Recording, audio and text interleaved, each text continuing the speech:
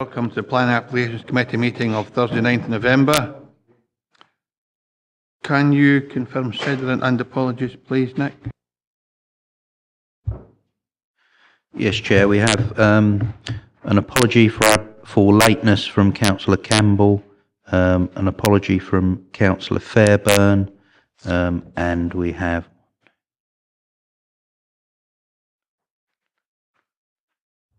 15 members present currently. Councillor Ferguson? It's just been covered, thank you. Okay. Are there any... Ian Blake? Councillor Carruthers, an apology. Thank you. And Councillor Martin? Any others? Okay. Are there any declarations of interest, members? No. Okay. Can members confirm the minute of the previous meeting? Is that a correct record? Agreed, okay, thank you. And Nick, can you just set out the procedure to be followed today, please? Thank you, Chair. The Planning Applications Committee will consider each application in turn as detailed on the agenda. The case officer or other appointed officer will make a short presentation addressing the determining issues accompanied by digital images. Any late information, amendments or corrections will be reported at this time. Members may ask questions of officers following the presentation on points of clarification. The Chair has been provided with a list of eligible representatives who have registered to speak at this meeting within the period specified in Council policy. No other persons will be allowed to speak. The Chair will individually invite those who are registered in advance to speak to make their presentation, after which they may be questioned by committee members. No questions may be asked of members. The order of eligible parties being heard will be as follows: third parties objecting to an application, third parties supporting an application, statutory consultees objecting to an application, elected members of Dumfries and Galloway Council who are not members of the Planning Applications Committee. Such members should withdraw from the committee chamber after making their presentation, and applicants or their agents. Representatives have been placed in alphabetical order, and a copy of the public speaking list is available from the committee officer taking notes of our proceedings.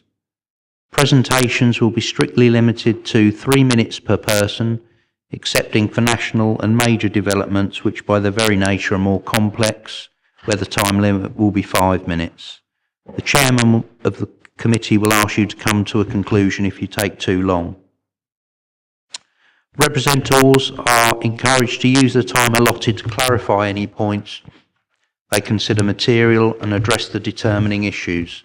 Certain matters are not normally material planning considerations and will not be taken into account by the Council when deciding on a planning application.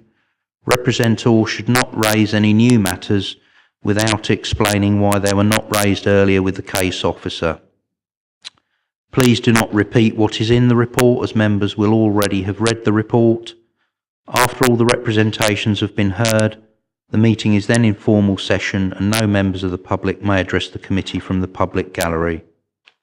The Planning Applications Committee will then proceed to determine the application, or where appropriate, agree a recommendation to be made to full council, who will determine the application. Thank you, Nick. We go on to agenda item number 4, members. An application for the erection of 8 wind turbines up to 135 metres to blade tip and ancillary infrastructure including transformer, kiosks, crane hunts, hardstandings, control building and substation, 2 permanent anemometer masts, maximum height 80 metres, 4 borrow pits, 2 temporary construction compounds, and formation of access tracks and associated works, reference number 15/P/4/0273. At land forming part of Loganhead Commercial Forestry Plantation, approximately 4 kilometres to the north-west of Langholm and 15 kilometres to the north-east of Lockerbie. It's a full application. Reference number, as I said, is 15/P/4/0273. The recommendation is to approve subject to the successful completion of the appropriate legal agreements within 6 months of the date of the decision of any extended timescales agreed by the appointed officer, and B, conditions. And the case officer is Chris McTeer. Chris, will you take us through your presentation, please? Thank you very much, Chair.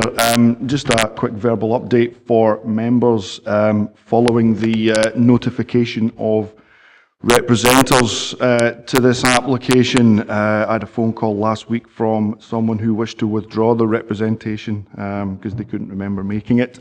So section 3.1 of your report should read that there are 49 letters of support and 46 letters of objection to this application.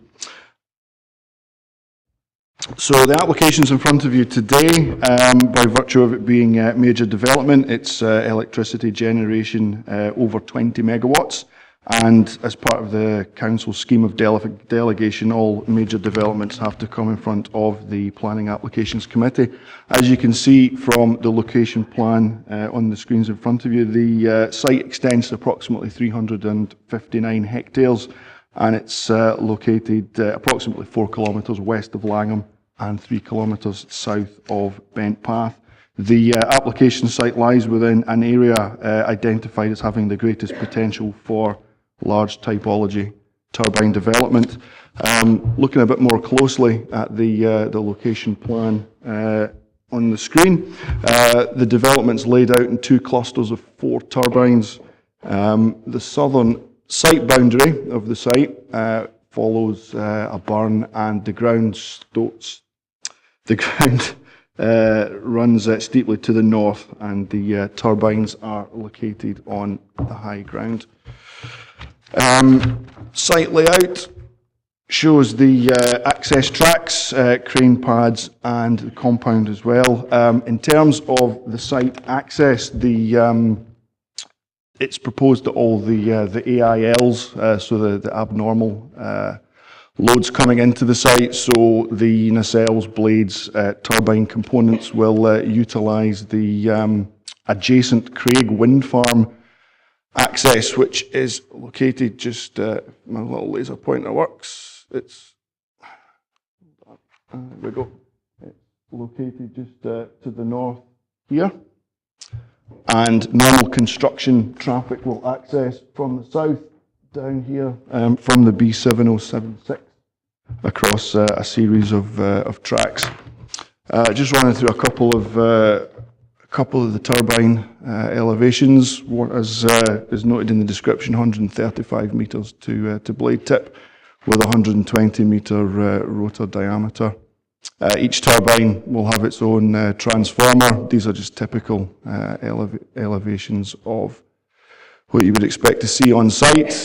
Substation compound for all the connections and things, and typical substation building there as well. The application originally, when it came in 2015, was for 13 turbines, as you can see in the top slide there, and they ran as a sort of linear layout across the high ground, running in an arc roughly this way.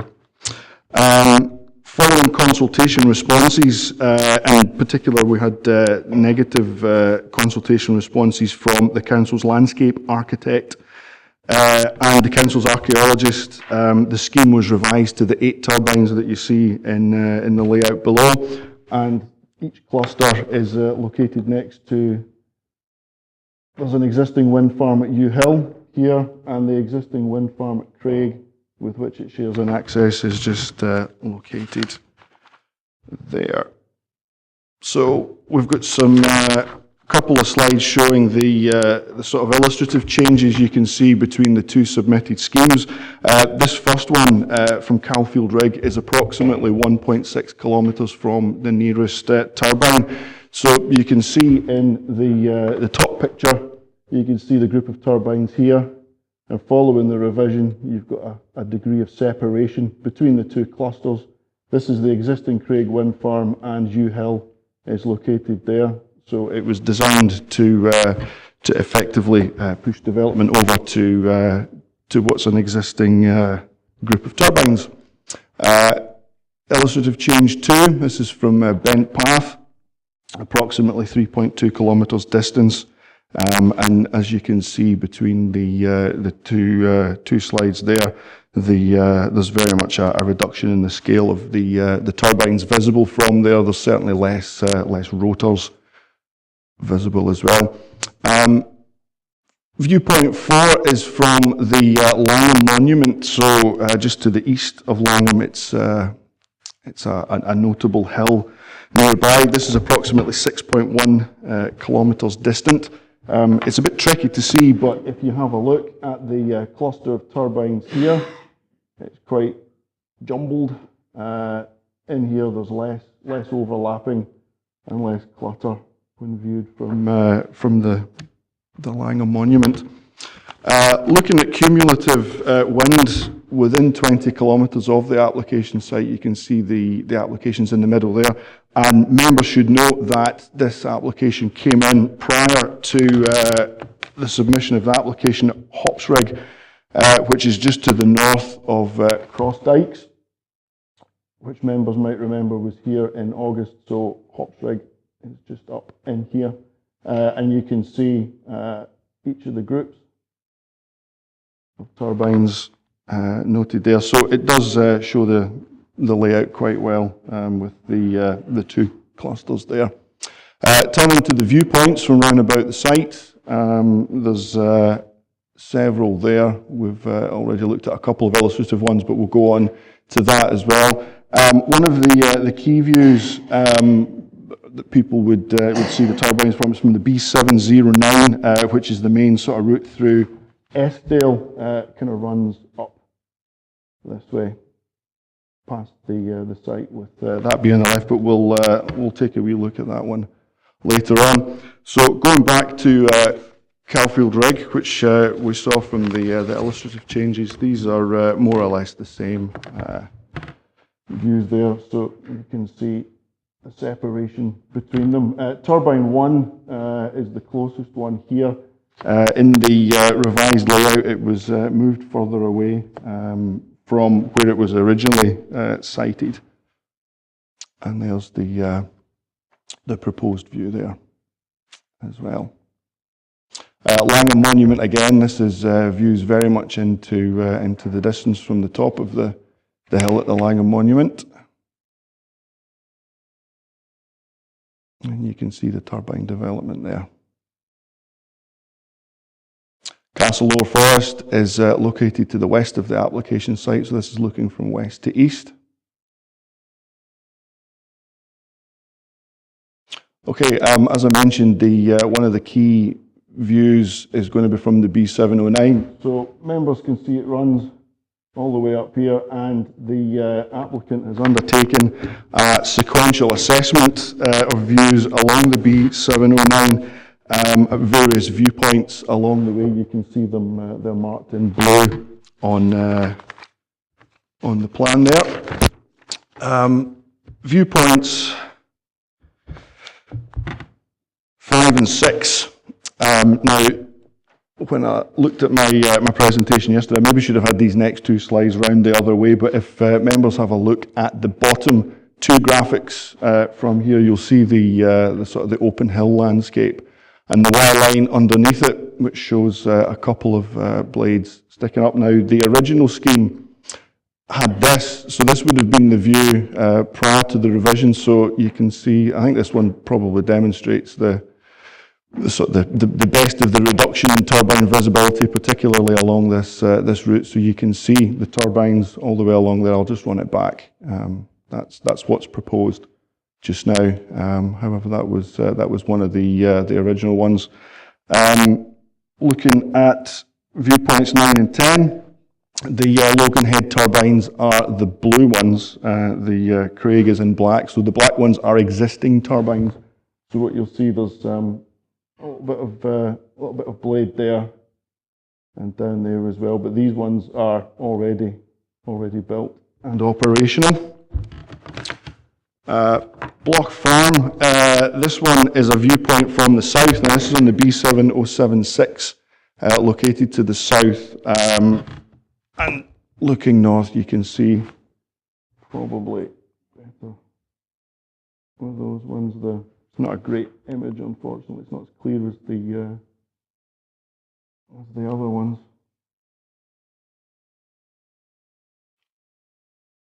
Oh, sorry. Right, so, in conclusion, for the reasons stated, the proposed scheme is considered to be compliant with the provisions of the relevant LDP policies. The application site is within an area of greatest potential, and it generally accords with development guidance that we have within the DGW LCS, and for the reasons outlined in the committee report, it is recommended that this application is approved. Thank you. Thanks, Chris. Any questions for the case officer from members? I've got Councillor McKee, Katie and Ian Blake. Thanks, Chair. Well, going by the papers, within 20 kilometres there's 89 turbines. When can it be classified that enough's enough for any area?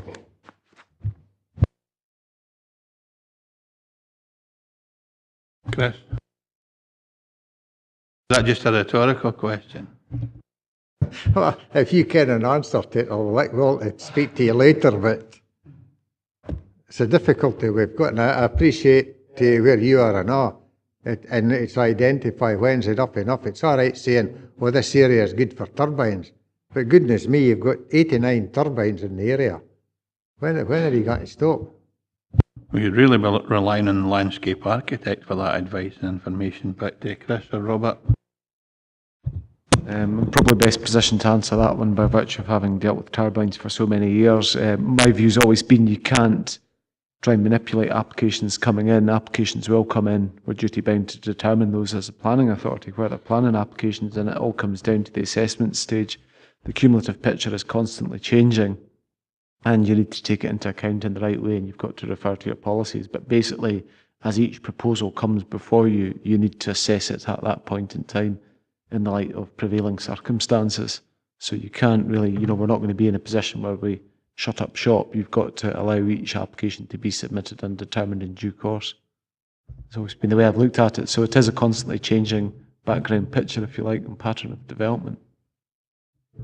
Are you saying, Robert, that it's a progressive thing, that the more wind farms that are constructed, the more it would lend itself to more wind farms, so that we have a progressive expanse or a development? Or are you saying that landscape architect still has a responsibility to determine whether or no that any particular application is in keeping with the landscape? Well, the landscape architect's obviously a key consultee to the process. When we're making a recommendation, we're weighing everything up, including, particularly given the way our policy is just now, the guidance contained in the DGW LCS, and that does look at particular landscape character types and units and tries to work out, if you like, what the carrying capacity of the landscape is for turbine development at various scales. So that is key. It doesn't follow to me that if you have more turbines in a visually influencing distance of a turbine proposal, that means it makes it easier. In some ways, you could argue it makes it more difficult, because there is a background of turbine development already there. It's just basically a case of assessing each one on its merits. Very sensible. Katie? Thank you, Chair. I'm just really looking for some clarification. You've got on 1.8 the description of the proposal, and you've got down there that there'll be the construction of approximately 6.5 kilometres of new, and then it says permanent access tracts. However, in 1.9, it then goes on to say that there'll be retention of some of the access tracts. And then if you move on to the conditions on page 39, it states halfway down on point 6 that the development shall be decommissioned and the site restored. So I'm just a bit confused as to what's happening in terms of the access tracts. Are they permanent? Are they temporary? Will they be restored? Will they not? Chris? They would be restored as part of the decommissioning process. Some of the access tracts would be required to be kept in situ for maintenance purposes, but some of the access, they're not all going to be required for that. So some will and some won't. But as I say, it would be something we would pick up at the CEMP stage, where we have a construction plan and it would identify which ones would be kept permanently and which ones would be restored, and then ultimately after 25 years, when the site becomes redundant, the whole thing would be taken back to as it is just now. So, Katie. just for clarification, that permanent access track is only permanent during the lifetime of the site. Okay, so it's not permanent then. Thank you. No, you've answered your question. Thank you. Thanks, Katie. I know a number of members want to speak. I've got Ian Blake, Jane Maitland, Pat Saline, and then John. So, Ian Blake. Mine's really a very quick one. It's a procedural one. On page 48, the objections, I noticed there are 4 that are down as owner-occupier. Now, where it's highly unlikely that I'm going to know anybody personally in Langholm, I just wonder, it may cause a difficulty for declarations of interest when it's that. I'm just wondering what the reason in that. Chris. Quite often we get in generic ones where people have signed them but not necessarily put the name on. So looking at them, you can see that it's different people that have signed them, but they've given the one address. So it could be a husband and wife, for a particular one. So we don't have their name, or their name's not clear from the letter that's in, but it is obviously somebody who has put in a representation in. Ian, thanks. Jane Maitland. I just want to ask again about the business of suggesting when an application becomes acceptable and doesn't become acceptable. I have to say I absolutely resist when I'm told by an officer that we can't manipulate applications that come in, and then during the process of decision today, our attention is deliberately withdrawn to the original proposal and then the reduced proposal. And the inference is that we should be interested in seeing what has happened. That change is important. I would suggest that change is not important. And we've said, as a committee, before now, that we do not want to be shown what came in before because it is entirely irrelevant. And I wonder if, please, we could have a comment on that, because this committee has said this twice before. Maybe ask David to respond to that, although Chris is the case officer and Robert, okay. Chair, it was just to clarify the earlier comment when I was mentioning about manipulating applications. It was the submission of applications, and what I was trying to say was, as a planning authority, you've got to assess and determine if a valid planning application is submitted. You have to determine that. So when I'm saying manipulating planning applications, I was meaning the submission of it. We can't control that. For example, we've had in the past a suggestion of a moratorium, no more wind farm applications. We can't do that. What you can obviously do is assess each case and its merits as it comes in and comes before you for determination. In this case, yes, the original scheme came in. It's been amended. We felt that it was important to reflect that in the report. And what you are doing is you are assessing the application as it stands now for the avoidance of doubt. That is what you're looking at. That's what's before you for determination. It's more for information than anything else that the case officers presented what the scheme originally looked like and what it looks like now. But what ultimately you are determining is whether or not the proposal as it is at this point in time is acceptable or not. It's not relative to the other one, it's as it is now. But to give you some information as to how the scheme has changed, we have today and in the past given a comparison with the original version of the proposal, just so it's clear. Jane. I still do not understand why that is relevant to an application that's placed in front of us. I simply don't understand what the additional information is supposed to do. David. I think it's all part of a story, because you have to understand that when an application is submitted, we've often got a lot of representations, we've got consultation responses, many of which are not withdrawn but are reflective of the original scheme. So I think it is important that members have before them the fullest information and that you appreciate what originally came in and how that has been responded to by officers and external parties. But we do, as officers, have to make it very clear to you what it is you're considering. And I would not like to have members being confused as to which scheme it is that is before you. Online, the plans are made very clear which are superseded and which are the current ones. So hopefully members will be quite clear what is before them. But I do think, as Robert's saying, it is important that you understand the story, how it has come in, how it has been amended, and what you're now being asked to consider.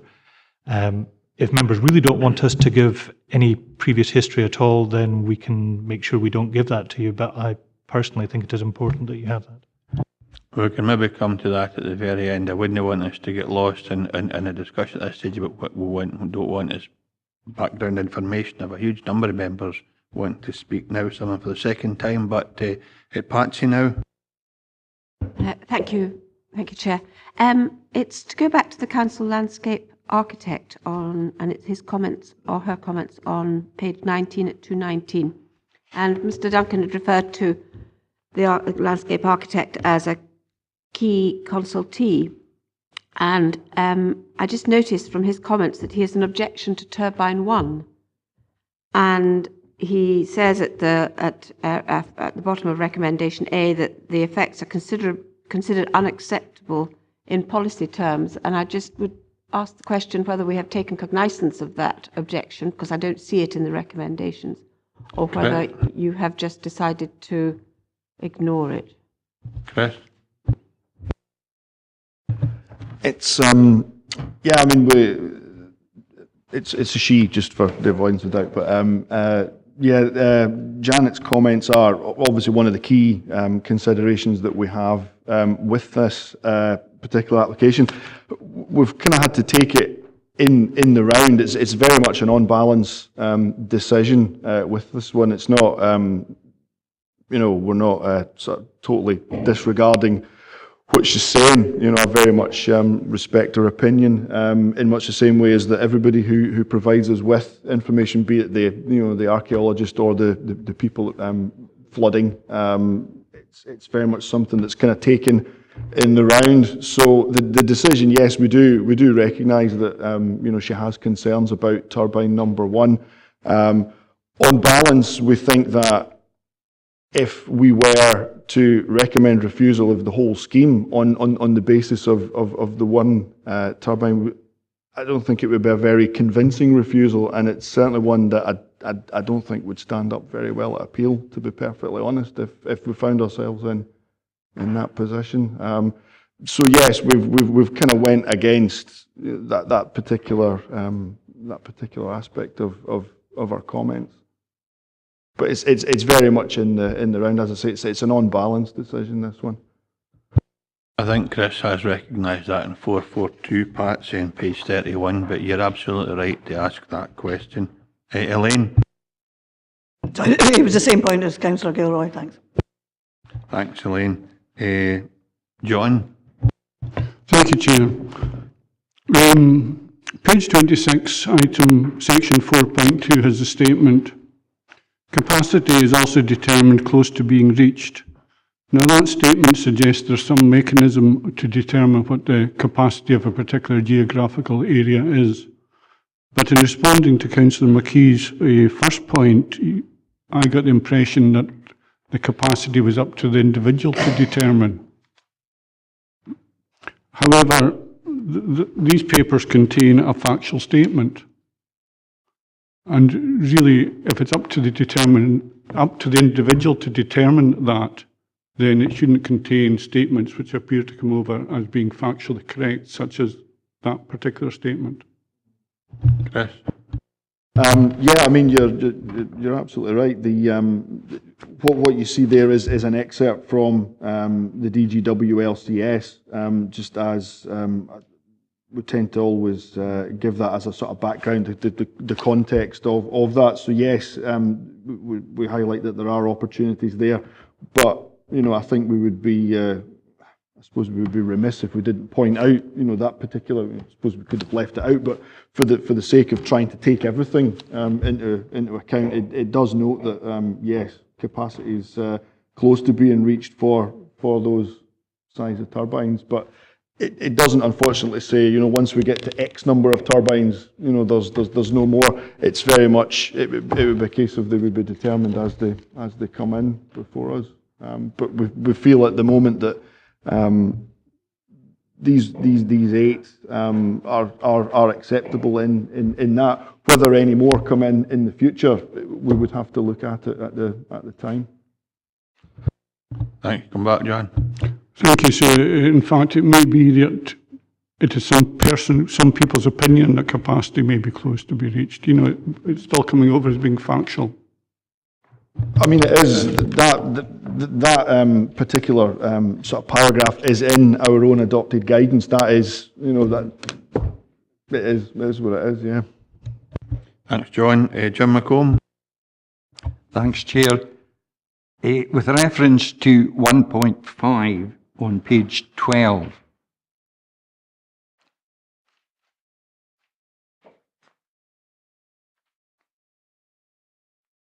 can you confirm that all the turbines will be above the highest point of land in the vicinity, and that one of the turbines will be in excess of 110 metres above the highest point of land?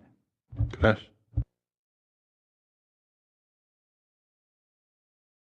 I suppose looking at the hill heights vary between 338 and 429 metres. So that's the so I suppose yes, there will be a variance in between them. As I say, I've kind of taken the lowest to the highest ones. I couldn't tell you which turbine would be.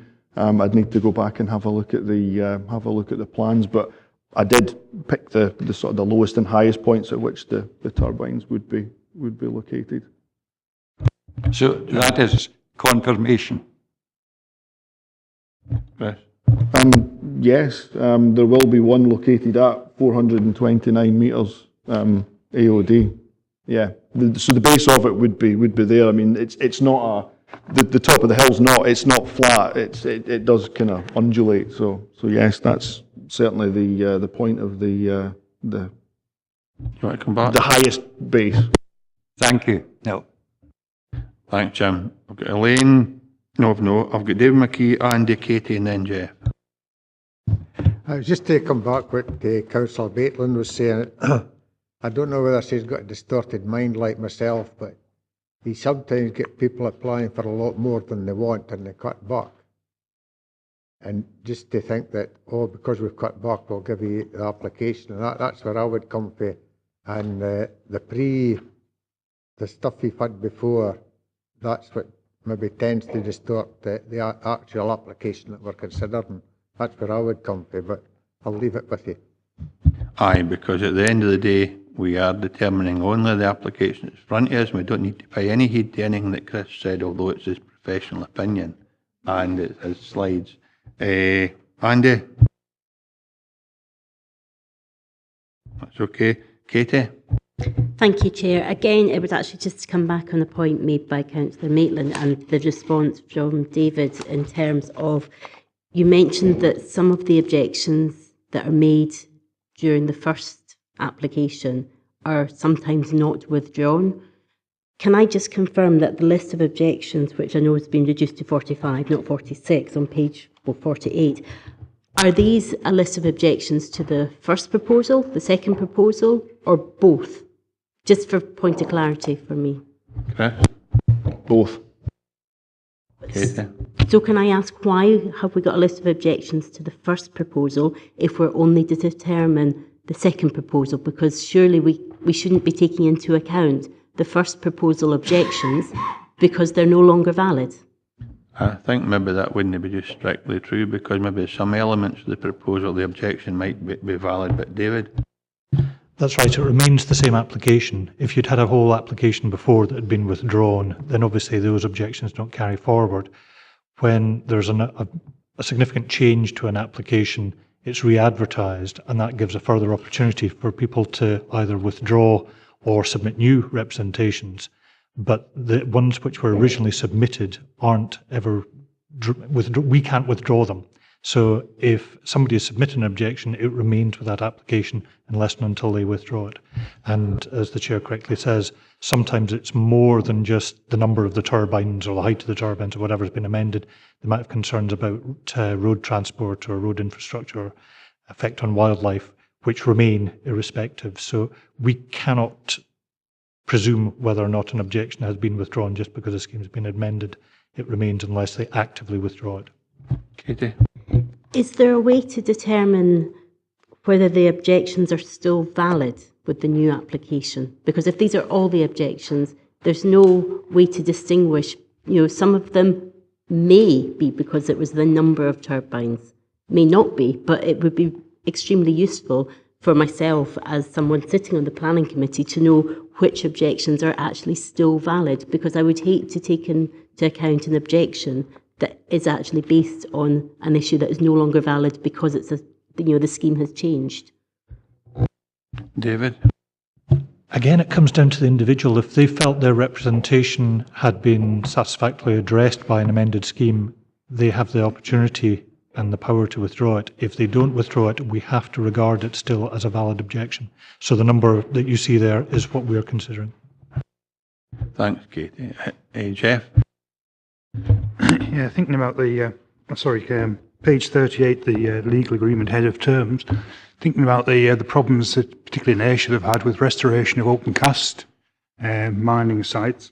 What is an acceptable financial guarantee providing for restoration provision? And also under number 3, an obligation for the developer to repair any damaged roads caused by the construction, etc. How possibly can we enforce this without, I know in terms of the Dalswinton wind farm, for years after the construction of that, there were problems with the road between Dumfries and Kirkton, with it subsiding continually where the cable was laid down the road. So once again, what powers do we have to ensure that isn't enforced? Robert? With regard to the first matter, the legal agreement would take the form of a Section 75 obligation in terms of the acceptable financial guarantee. What we're finding these days is that tends to be a guarantee given by a credible financial institution, usually an international bank. There's an assessment of what the restoration amount would be, if you like, at its peak time. So when there's maximum exposure and the maximum amount of restoration bond required or amount of money or guarantee, then that would be subject to a report and an assessment that would be provided to us. But that would all be covered by Section 75 legal obligation. The other thing we're finding in terms of future-proofing it, these agreements tend to be subject to review every 3 or 4 years or so. So that's making sure that what you have is still relevant, subject of assessment, and it's up to date in terms of the actual financial amount. But that's covered by Section 75 obligation. When you're looking at the legal agreement in terms of point 3 for the obligation for the developer and or contractors to repair any damage to roads, those are public roads, just for the avoidance of doubt, and that's covered in terms of Section 69 of the Roads Scotland Act. But that can be covered within the legal obligation too. So these are the ways that these things are covered. Point 2, just in terms of Section A, that would also be part of the Section 75 obligation that would be drafted up and agreed between the parties as well. Yeah, right, that, yeah. David? On a similar point, the decommissioning, is that covered by the Section 75 and the financial instrument? Chris? Yeah, that's covered by point 1 of the legal agreement heads of terms. So yes, the decommissioning is the financial restoration of the site. But as part of the conditions as well, they do need to submit a decommissioning plan towards the end of the lifetime of the development. It's within 6 months or a year of when the consent expires. There is a condition requiring them to submit a plan just outlining the whole decommissioning process for that. But in terms of in terms of the finance, if something were to happen, worst case scenario at some point, while the development was built and working, we would effectively take on the role of decommissioning the site then. Thanks, David. If there are no other questions for the case officer, we'll go to representations. We have, first of all, Leslie Carson, an objector. Leslie, this is a 5-minute opportunity. I will remind you with 30 seconds to go just to bring your presentation to a conclusion if you drift beyond that. Okay, thank you. Good morning. I represent the Westerkirk community, many of whose names appear on the list of objectors. This community would be most directly affected if the development was to proceed. Please note that no one from Westerkirk appears on the list of supporters, and of those supporters, most are from outside the area and not directly affected by the proposed development. The committee should appreciate that there is solid, overwhelming objection to this application at community level. Westerkirk is a parish located in Eskdale, west of Langholm, Bentpath being the main village of perhaps 30 houses or so, situated in a river valley. The council landscape architect noted in the capacity study for Dumfries and Galloway that although West Langholm has lower average sensitivity to greater than 80 metre height typology for wind farms, areas of more complex landform and skyline bordering smaller scale and contained upland glens and valleys are noted as more sensitive. This is exactly an area of more complex landform and sensitivity, with sculpted open hills and resultant harmony of landscape against the skyline. The height of these wind turbines proposed, however, is 135 metres. This is the birthplace of Thomas Telford, who was educated at Westerkirk Parish School. The area has stone circles, standing stones, Roman roads and forts, a Robert Adam mausoleum, an 18th century antimony mine, beautiful stained glass windows in the church gifted by local people, red squirrels, etc. It also has the Westerkirk Library, which is the oldest lending library in Scotland, whose books were provided by legacies from the antimony mine owners and Thomas Telford. A steering group has been set up, which is currently in the process of applying to the council, through Jamie Ferguson, for the Westerkirk community to buy the old school building next to the Westerkirk Library in Bentpath. The aim is to create a heritage centre and tourist facility next to the library, with bike rental and a tea room in the summer. Westerkirk attracts many visitors and holiday makers precisely because of the distinct, unspoilt beauty of its landscape. The negative cumulative visual impact of more wind development in this valley, now particularly impacting on Bentpath, would directly work against what the proposed new centre will aim to preserve, promote and build upon. The proximity of the view of turbines from the library and proposed heritage and visitors centre would overbear and detract gratefully from the setting of the centre. This is also the case from the church, the old river bridge, the cycle route, the walks, and from the most of the buildings and homes in Bentpath. SNH describes Eskdale as a sensitive landscape. In their consultation response, they requested modifications to the original Loganhead application to remove visibility from Bentpath. In the revised layout, this advice has not been followed.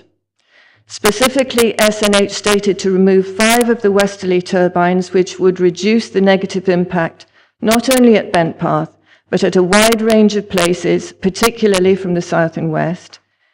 In the revised proposal, only the turbine on the west edge is no longer visible. Instead, they are 5 metres taller, and the full rotors of one turbine are visible on the skyline. We ask why the advice of SNH would be ignored.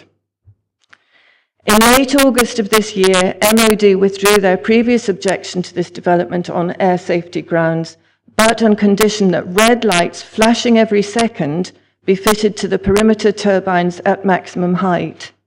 This was a new and material factor which was introduced after the consultees had reported. Consideration of the negative impact of light pollution was not taken into account as part of the planning consultation process. There are no street lights in Bentpath, and the harmful effects on residents and possibly wildlife of red flashing lights in a location where the sky is normally dark at night has not been considered. You have 30 seconds to go, Les. 30 Sorry. seconds remaining. It is important that the committee is aware of this omission in the process. It's disheartening for the community to learn at the weekend with such short notice that the Loganhead wind application is being recommended for approval. This is against the wishes of the community most directly affected, against the advice of SNH, and against the advice in part of the CLA, particularly her repeated recommendation to remove turbine 1. The Westerkirk community asks that the Planning Committee please reject on the cumulative negative visual impact grounds. At the least, we would be grateful if the committee postponed their decision pending the following. 1, that the impact of red flashing lights be fully considered, including further consultation with appropriate consultees. 2, an arrangement is made for members to visit Westerkirk if they wish, so they may make up their own minds about the character of the landscape, its suitability for wind development and the feelings of its residents. And 3, we have a chance to share and discuss our plans for a heritage and visitors centre with council members within this context. Thank you. Thanks very much, Leslie. Do any members of the committee have any questions for Leslie? In that case, thank you very much for your presentation. Take your seat again, that'd be great. Thank you. We now have Alistair Ewell, the agent. Again, Alistair, you will have 5 minutes, and I'll remind you with 30 seconds to go, just to draw your presentation to a conclusion. Thank you very much. First of all, I'd just like to thank the members for allowing me to address the Planning Committee today with regards to a proposed Loganhead wind farm. My name is Alistair Ewell, and I'm Senior Development Manager with Muirhall Energy. Muirhall Energy is an independent renewable energy developer based in rural South Lanarkshire, focusing on wind development, both small and large scale, with a portfolio of projects throughout Scotland. I'd like to start with why we chose the site at Loganhead. The site was identified through the company's site appraisal process and found to have the following positive attributes, which resulted in us developing the site further. Firstly, the site is identified Dumfries and Galloway Council's local development plan spatial framework as being wholly within an area of greatest potential for large-scale turbines. According to SNH's strategical locational guidance for onshore wind farms, the site is within Zone 1, the lowest natural heritage sensitivity, an area at the broad scale with least sensitivity to wind farm development. The site is out with any statutory or non-statutory environmental designations and in an area which is sparsely populated, the closest village being some 3 kilometres distant to the north. Whilst we were guided to the site by the aforementioned, it has been essential that we demonstrate that the site avoids environmental impacts at a site-specific level. The site would benefit from being able to utilise existing grid infrastructure, which has recently been completed for Scottish Power's Ewe Hill Wind Farm, further reducing the environmental impact of the proposal. From a design perspective, we first started survey work on the site in 2012 and submitted a planning application for 13 turbines in September 2015.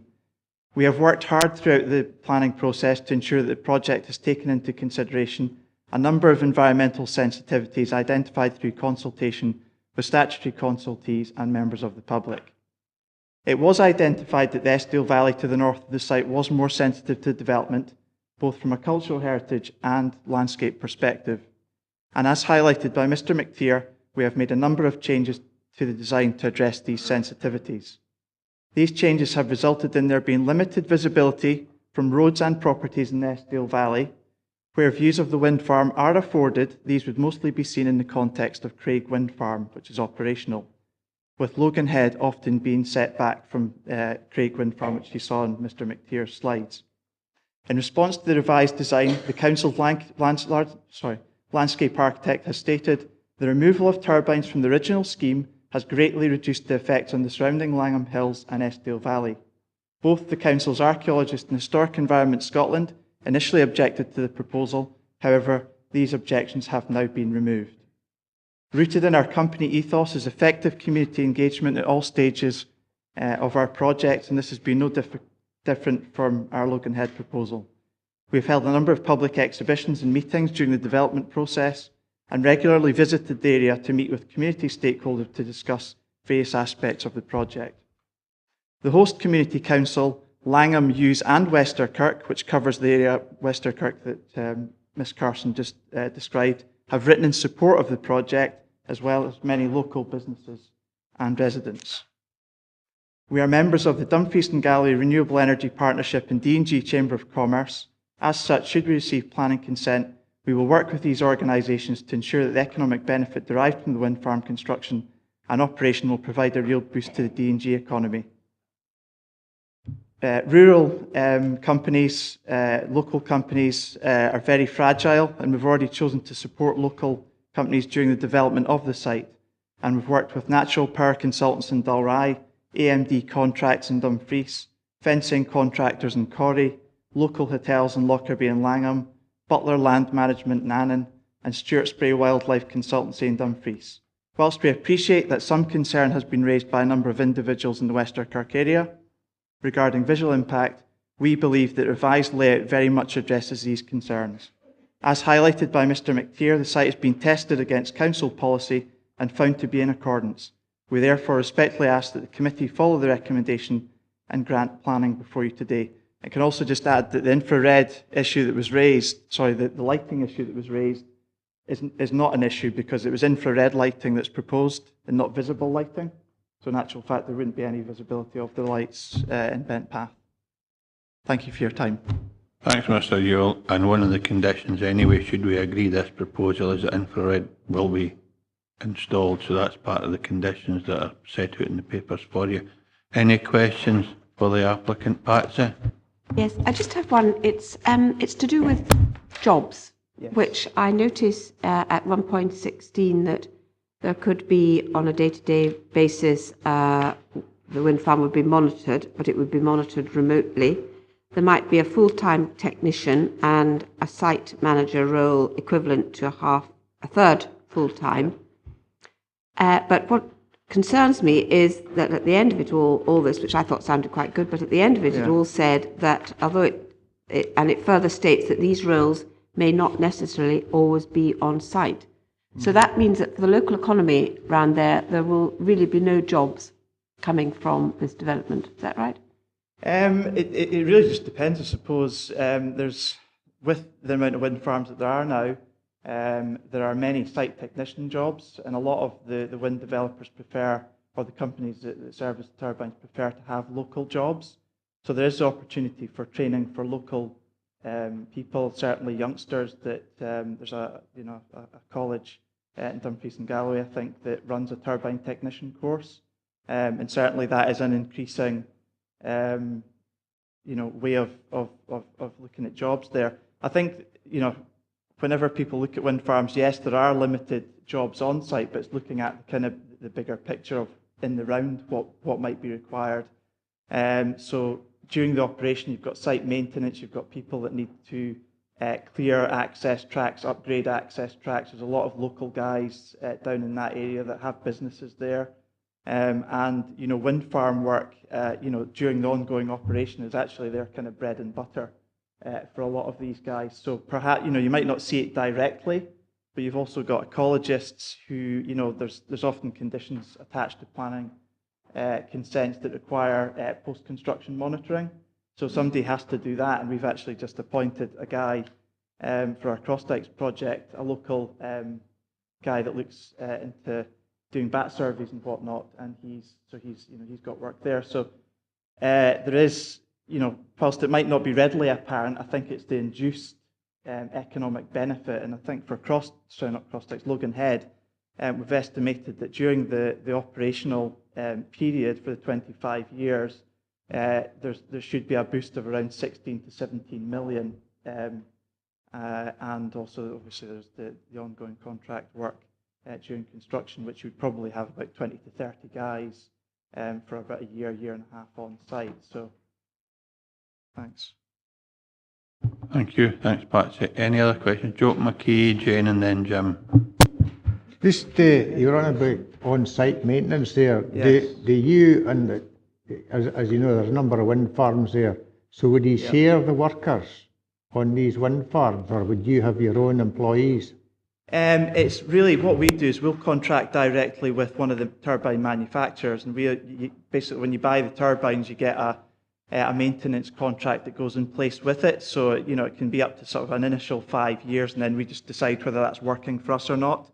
So it's actual turbine supplier which will employ these employees, and they may service a number of wind farms. So due to the sort of economies of scale, you've already got Yew Hill Wind Farm and the Craig Wind Farm there. You could have a couple of guys working at the same time servicing these different sites.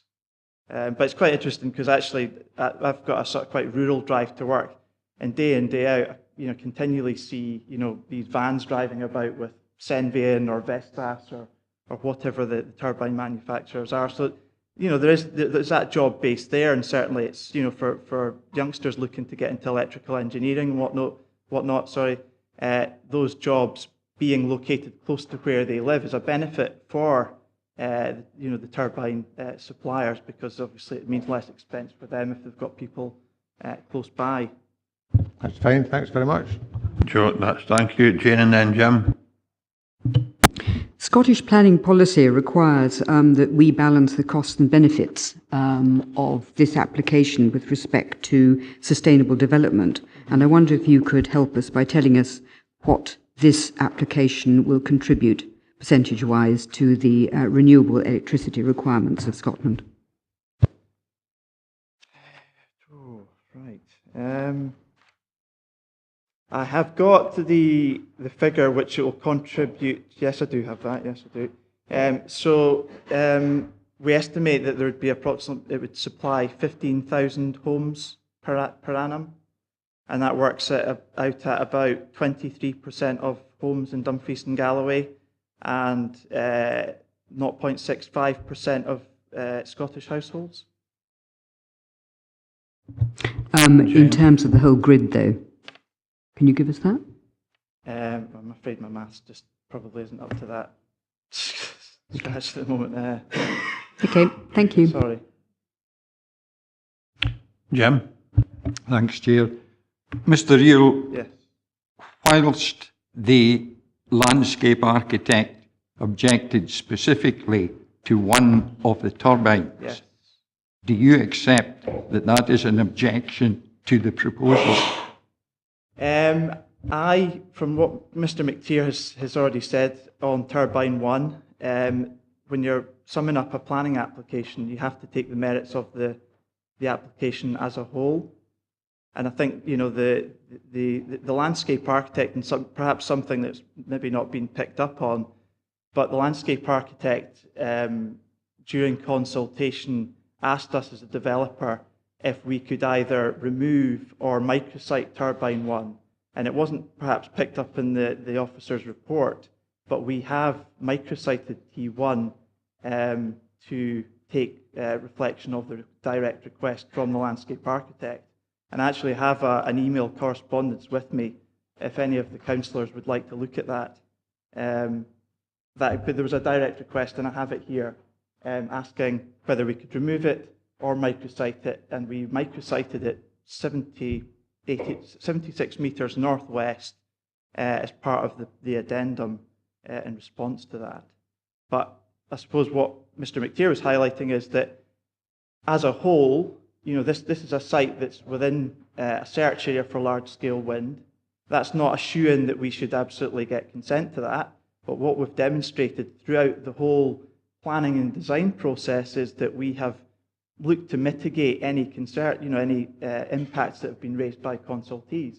As I said in my presentation, the Eskdale Valley is more sensitive to development, and we've taken reflection on that, and now, as a result of the reduced scheme, there's very limited visibility in the Eskdale Valley. There was one section that Mr. McTeer highlighted where the turbines were visible on a bit more on the skyline. That has been pretty much completely removed now. So there is no visibility. Well, there will be some visibility, but where there is visibility, it will either be in the context of Craig or quite often set behind Craig Wind Farm. So we have specifically spent a lot of time and effort to reflect that. And I think that thankfully that's what's reflected in the case officer's recommendation today, that on balance, this is a scheme that should be found acceptable. Jim? Mr. Yule, did the landscape architect remove her objection? It's a funny one that, the landscape architect has got object to turbine 1, don't object to the rest of the turbines. That's something which is quite new, I think, in terms of responses from landscape architects. But I can answer your question directly. Yes, she did object to turbine 1. I'm not trying to give you a roundabout answer, but what I'm saying is that on balance, the planners have discussed this and decided that this is acceptable in the round. Right, Jim. Any other questions for the applicant or the agent? In that case, Mr. Yule, thank you very much for your presentation. Just take your seat again. Thank you. We're now in session, and can I remind members we're not here to redesign the application. We either accept it or reject it in its entirety. We are in session. If there are no proposals, do we go with the recommendation? And if so, it's a unanimous decision. Nick, can you just confirm the decision of the committee, please? The decision the committee has reached is to approve the application subject to the conditions set out in the report. Thank you, Nick. We go to agenda item 5. Erection of wind farm comprising 12 wind turbines, maximum height 125 metres to blade tip, 1 permanent meteorological mast, substation compound, upgrading of site access and formation of access tracks, 3 temporary borrow pits and associated infrastructure. This is an amended proposal at Windy Rig, approximately 8 kilometres north-east of Carsphairn. This is a full application. Reference number is 15/P/2/0155. And the recommendation is to approve, subject to the successful completion of the appropriate legal agreements within 6 months of the date of the decision, or any extended time scale as agreed by the appointed officer, and B, conditions. The case officer is Andrew Robinson. Andrew, will you take us through your presentation, please? Thank you, Chair. I'd just like to do a quick update on the report. We noticed when this report had pulled through that one of the objectors' names didn't actually appear, that didn't come through. So there is actually 2 objections to this scheme, but it's only listing 1 objection, but it should list somebody else as well. Martin Temple had objected a couple of years ago to the scheme. That should have been included there, but it is 2 objections, just to clarify, on this scheme. So yeah, it's an application for a wind farm for 12 wind turbines, and the application site is situated around 8 kilometres north-east of Carsphairn, which is just in the bottom left-hand corner of the slide. And the site, it's situated within the Cairnsmore range of upland hills, and the site amounts to around 548 hectares. This is an overview of the proposed site. So the main bulk of the proposal would be in the northwestern part, which is the turbines and infrastructure associated with that. And then the formation of the access track, which runs effectively to the south to connect onto the Log Road. This is a close-up of the proposed site layout. So it shows 12 turbines to a maximum height of 125 metres to blade tip, and a meteorological mast in the south, which is denoted by the red cross. There we go. There was a previous scheme as part of this application which amounted to 16 wind turbines, and as this application has progressed, there has been an amendment. So 4 turbines were removed from this proposal, mainly in the southwestern cluster here, and another turbine there in the northwestern. So the scheme that's before you is for 12 wind turbines. Those that are proposed are in blue on this plan, and those that are existing are in grey, but it's the ones that are blue that's subject to the assessment. This is just the typical turbine elevation, so 125 metres to blade tip, with a hub height shown as around 75 metres. And some of the infrastructure on site in terms of the compound and control building. The proposed site entrance to the C35 road, the Log Road, that's where access to the site would be formed, and this provides a plan showing the likely works that would be required, and the plan really shows that the site could accommodate an access. I'll just talk through some of the constraints on the site. So the main bulk of the development lies within the southern upland Carsphairn landscape unit, where all the turbines will be. The access track would then go through two other landscape character areas, just demonstrated here. So the southern uplands with forest landscape, and the actual access would be within the narrow wooded valleys where the Log Road runs through. Part of the site does lie within the Galloway Hills Regional Scenic Area, which is denoted in blue here. And there's an adjoining regional scenic area, the Thornhill Uplands, to the southeast. Two turbines would actually be situated would directly be situated in the regional scenic area.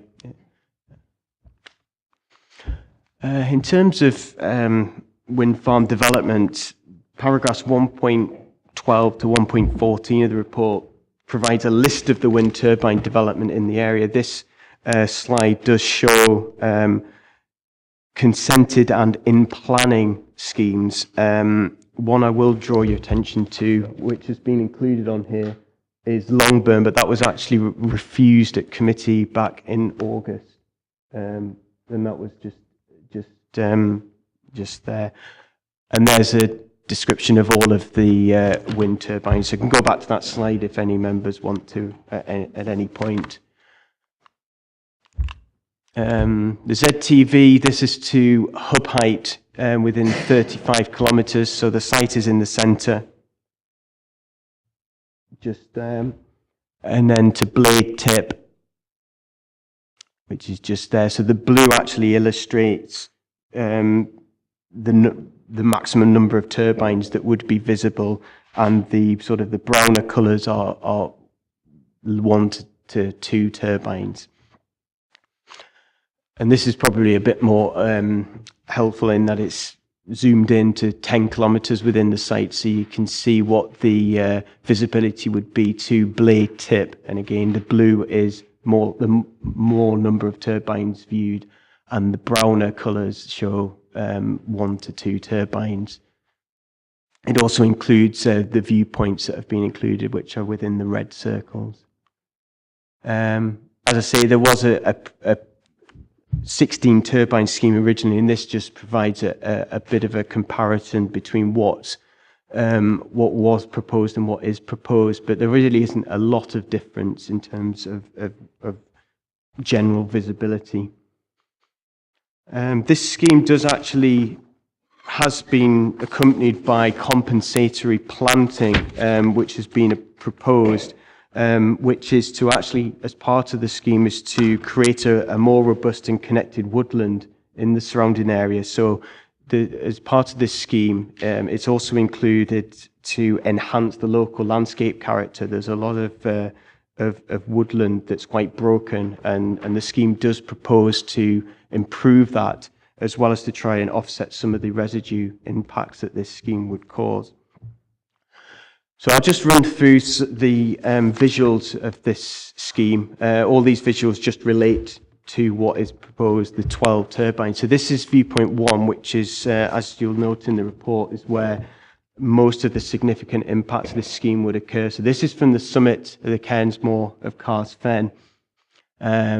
The top slide shows the existing view with some operational wind farms in the distance. The bottom slide there shows the wire line of what is proposed, and then this would be the wind farm. In the foreground, you've actually got just here, this is in planning log, but actually these turbines have actually been removed from that scheme in the last month or so. So actually, that's not really relevant anymore. But when this photograph was taken, that was what was in planning. So it's this here, which is the wind farm before you. Viewpoint 2 is taken further up the Water of Ken Valley. And again, you can see the upland landscape and the proposed wind farm, the wire line just here, and then the proposed turbines sitting in here. Viewpoint 3 is slightly further down the Log Road.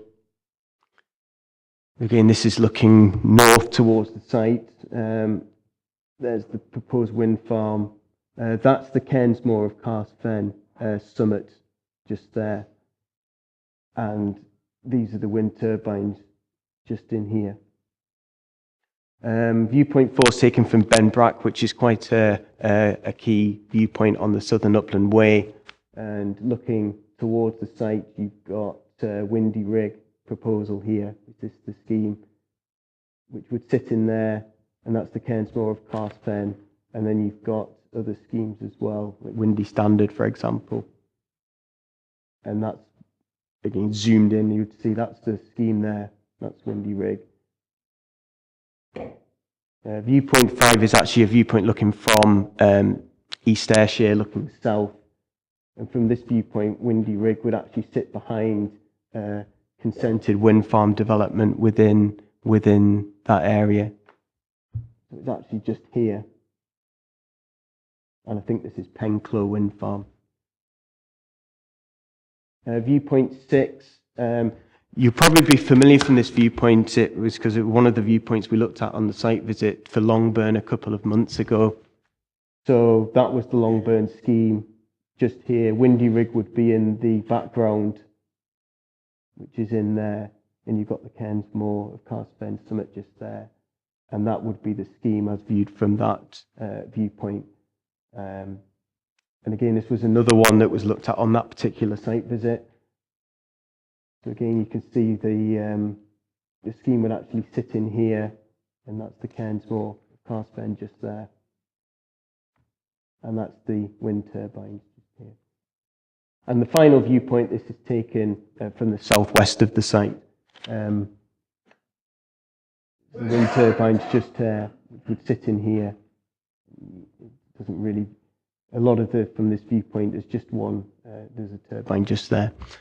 So, in conclusion, the proposal is considered to be marginally acceptable as a result of the changes that have been made, particularly with the submission of the compensatory scheme of mitigation, and it is recommended for approval subject to completion of the legal agreement and the planning conditions stated. Thank you, Andrew. Members, questions for the case officer? Katie and Jane. Yes, I would like to ask, please, about the whole business about Longburn, because both SNH and the council landscape architect mentioned the whole effect, cumulative effect. There would be major changes if Longburn was approved. In fact, you can see it in the report. She put in various scenarios, and SNH were quite clear about that too. And I wonder if I could have some help with that, about what we should be and should be not be taking into account. Because now I think if the appeal is upheld with Longburn, actually that will change that landscape. But you know, it's a question of what comes where. Robert. Chair, the status of the Longburn application at the moment is that the Planning Applications Committee has determined that application, and you are minded to refuse that application, which was the recommendation that was put in front of you. They've now chosen to lodge an appeal to Scottish Ministers relative to that decision, and that's ongoing at the moment. It hasn't yet been determined, so it remains to be seen what the outcome of that case will be. It may get planning permission, it may not. We just don't know at this point in time. So when you're looking at that in a cumulative sense, it's an application that has been submitted, but it has not been determined. If members are minded to grant permission today, you should do so on the basis that Longburn is undetermined. If you do decide to grant planning permission today, or indeed refuse it, we will update the Scottish Ministers relative to the Longburn appeal either way, so that they are looking at the correct cumulative context. Because obviously the status of this application is likely, if you make a decision today, it will change, and we need to make sure that the Scottish Ministers know what the situation is. Off the top of my head, I can't remember the reasons for refusal for the Longburn application, but obviously there were concerns relative to that particular site from a visual perspective, and that was both individually and cumulatively, and there were also concerns about archaeology. But the actual detail of the reasons for refusal I couldn't give to you off the top of my head. I would need to look it up, I'm afraid. Right, thanks, Jane. Katie? Thank you, Chair. I've got a couple of questions, really. The first one is, there's no mention in the report of the Galloway and Southern Ayrshire Biosphere or the Southern Upland Partnership as being consulted. Can I ask, are they not considered part of, covering that area? Surely they should have been consulted with that. The other question I have is the Carsphairn Community Council have put in an objection, but it's not listed in the list of objectors. Our community council's not under objectors list. And my final sort of question would be, in terms of the mitigating measures that you mentioned and about the forest design and more woodland being created, are we in the position to stipulate that this perhaps should be broadleaf mixed woodland rather than monocrop woodland, because that will have an environmental impact as well? And obviously if it's broadleaf mixed, there's more of a positive impact to the environment. Thank you. Thanks, Katie. Andrew? Okay, in terms of the Galloway biosphere, if there was any impact on that, it would have been covered in the report. I can't remember at the time when this application was, whether they were consulted. There were some consultation responses that we didn't get back. I can't remember off the top of my head whether they were one of them. But if there was going to be an impact on that, it would have been covered within the report. So sorry, I can't answer that question without going back and looking at our system. In terms of Carsphairn Community Council, they are listed they are a statutory consultee under the planning regulations, so that's where their comments are summarised at the front of the consultation screen. In terms of mitigation, broadly, condition 14 proposed includes or refers to the compensatory mitigation, and it includes a number of issues to be included if members had any particular requirements that they think or wish to see included within that. There is potentially scope to add in any requirements within that condition. So there's 5 listed. There could be more listed there if any members felt strongly that should be included. Thanks, Andrew. Thanks, Katie. Any other members for the case officer? Jeff and then Jim McComb.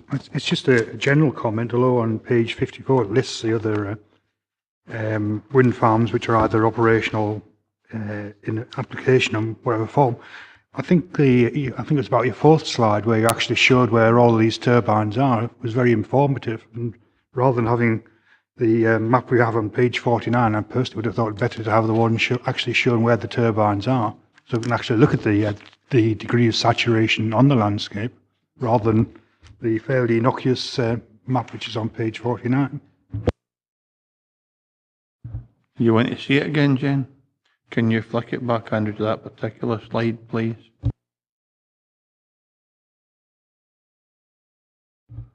Thanks, Jeff. Jim McComb? Thanks, Chair. Was there a representation from the Mountaineering Council of Scotland? Because it's not mentioned in the report. Andrew? Yes, there was, and it's actually the person listed. It's just listed their name within the report that's come through. But the person, where's the page?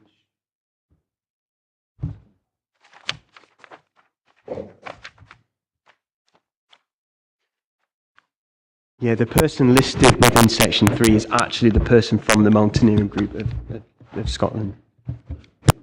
Chair, can I briefly come back? Would it not be more appropriate to also mention the name of the organisation the individual represents?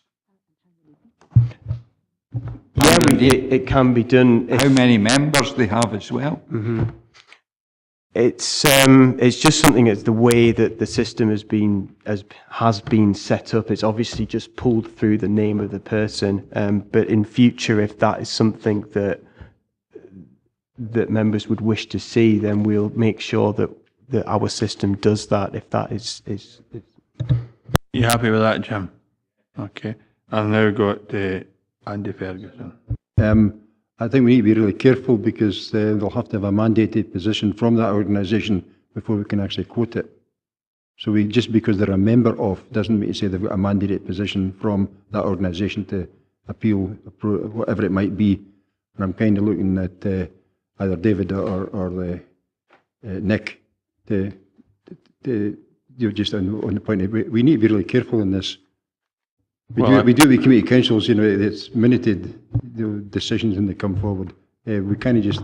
I would presume that members of staff or officers could determine whether the applicant was, or the objector was on a personal note objecting, or whether it was an official one, in which case it'd be presented in that fashion. So if we can ensure that if it's an organisation that the representative is either making a representation on behalf of the body or the individual. Jim McComb. Thanks, Chair. Mr Gibson is the Chief Executive Officer of the Mountaineering Council. Yeah, but it doesn't mean to say he's objecting on behalf of it. That's the point Andy's making. He may well just have a personal opinion. So as long as we establish on what basis the objection is being placed, we can then make members aware of that. Is that right, David? Thanks, Chair. Yes, basically, if it is something which has come in on headed note paper and it says, I am writing on behalf of, which is Councillor Ferguson's point, then that's fine. We will ensure that that's noted as such in future. If it is somebody who happens to be a member of an organisation but is writing in their own personal capacity, that's where we have to mention them as themselves. But if that's not happened here, we apologise. Chair, the representation is indeed under headed note paper. Okay, well, thank you for that. Something that we weren't aware of. Fine. Okay, other questions, Elaine? Just briefly, Andrew, did you say you thought it was marginally acceptable, as you summed up at the end? And if so, what actually makes it just over that line of acceptability and not unacceptability? Andrew? Yeah, that's correct. That's actually what's summarised in the conclusion in paragraph 4.85, recognising the significant impact on the Kensmore of Carsphairn and views from that. Thanks for that, Andrew. Any other members? Unless you want to come back, Elaine? No. Any other members for the case officer? In that case, we have no objectors. We have Stuart Davidson, the applicant. Stuart, if you'd like to come forward, please. And when you're ready, you will be allocated 5 minutes with 30 seconds to go. I'll ask you to draw your presentation to a conclusion. Thank you. Chair, councillors, ladies and gentlemen, good morning. My name is Stuart Davidson and I'm the project manager for Windy Rig Wind Farm. This is Element Power's second project in Dumfries and Galloway, the first being 20 Shilling Hill, just outside of Sanquhar. Since the start of the development process in 2014, members of our project have engaged with your planners and landscape architect. Your development contributions officer identified 9 local communities living within 15-kilometre radius of Windy Rig site, and a community liaison group was established with their community council representatives. We know that when you consider this application today, you will have to balance competing interests. The benefits and the visual appearance of this wind farm meets your local development plan policy IN2 and Scottish planning policy. This was achieved by a process of listening and responding to the feedback we received from both officers and the community over the past 4 years. Scotland has taken the right approach by encouraging developers to identify sites which can efficiently deliver the maximum amount of energy within appropriate landscapes. Efficient wind farms not only benefit the consumer, but provide a better basis on which to achieve a sustainable future for the industry and its supply chain, and also provides greater benefits for the local community. Windy Rig is a highly efficient windy site and is a natural extension to the existing and consented cluster of turbines at Windy Standard. As well as concentrating wind farms in one area, this also means that infrastructure can be shared with other developments, reducing environmental effects. Following extensive consultation with your planning department, Element Power has addressed the landscape and visual concerns raised by the landscape officer, who now supports the scheme. We have reduced the number of wind turbines at the site from 16 to 12, and although we have increased the rotor diameter of each turbine, we have been able to maintain the tip height at 125 metres. The design also consciously sets out to present a balanced layout to the key views, which include Cairnsmore of Carsphairn and the striding arches on Benbrack on the Southern Upland Way. These key views were used as the focus of the revised design in close consultation with both the Dumfries and Galloway Landscape and Planning Departments. Working with your officers and organisations such as the RSPB has ensured that the wind farm will improve the local environment through a programme of tree planting and other improvements for species such as black grouse. We acknowledge that there was a local objection from Carsphairn Community Council in 2015 to the original 16-turbine planning application. Since this time, we have met with the Community Council and we have held 10 meetings with our community liaison group, of which Carsphairn are members, working with them to address and mitigate the issues raised so that when we submitted our supplementary environmental information this year, no local objections were lodged. As developers, we never forget that a wind farm is at heart a local enterprise and that an appropriate balance must be struck between Scotland's green energy commitments and the need to appropriately address impacts on the local communities and the environment. As the wind farm is sited in an existing cluster of turbines, we appreciate that it may be the activities off-site that are of particular interest to the local people, such as access to the site and the grid connection cabling. We have lodged a grid application for the Windy Rig site to connect to Blackhill substation north of Windy Rig. The connection is likely to be underground and the wind farm can be operational in 2 years. The site can be accessed by traffic from the south, as set out in the planning application, or potentially the north, and we continue to explore this possibility with landowners. We want to ensure that we achieve the best possible outcome for local people during the construction period. It is estimated that the construction of the wind farm is worth approximately £7 million to the Scottish economy, of which in the region of £2.5 million would be spent with the local supply chain.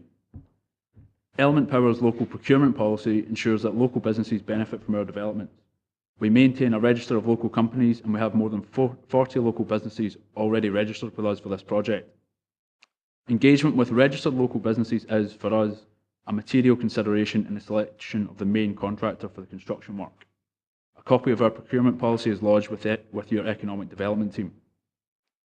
Although it is not a material consideration, we would like to confirm that Element Power and the 9 community councils on the Community Liaison Group have signed a binding community benefit agreement for an annual payment of £5,000 per installed megawatt for the lifetime of the wind farm. And a copy of this document has also been lodged with your economic development team. And we will continue to work with the Community Liaison Group throughout the construction and the operation of the wind farm.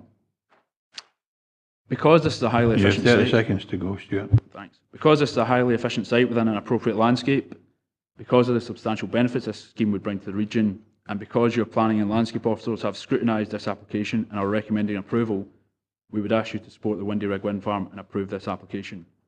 And just to add to one of the questions earlier on, when we initially set up our community liaison group, the Southern Upland Partnership were a key part of that. They attended our initial community liaison group meetings and our public exhibitions.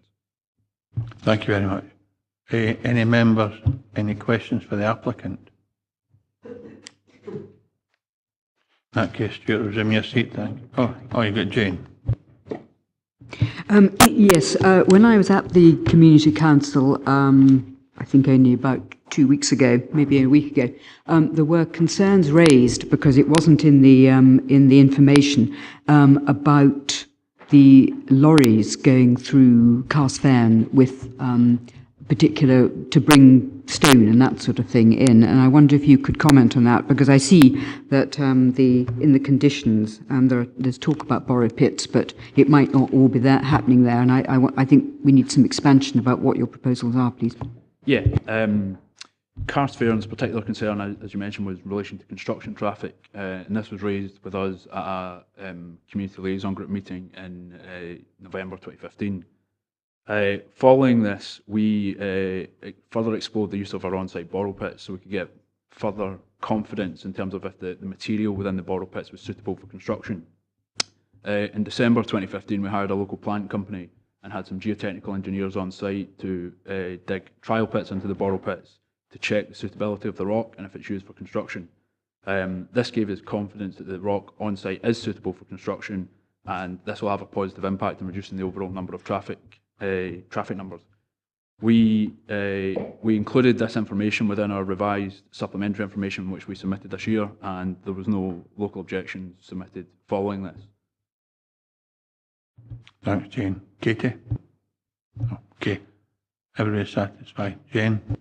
It would be remiss of me not to ask my usual question about what is the contribution that this is going to make to the grid? Percentage-wise, please. I can, similar to Alistair earlier, I can tell you that in terms of numbers of homes, it would be in excess of 20,000. In terms of specific contributions to the grid and overall percentage in Scotland, unfortunately, I don't have that to hand. Thanks, Stuart.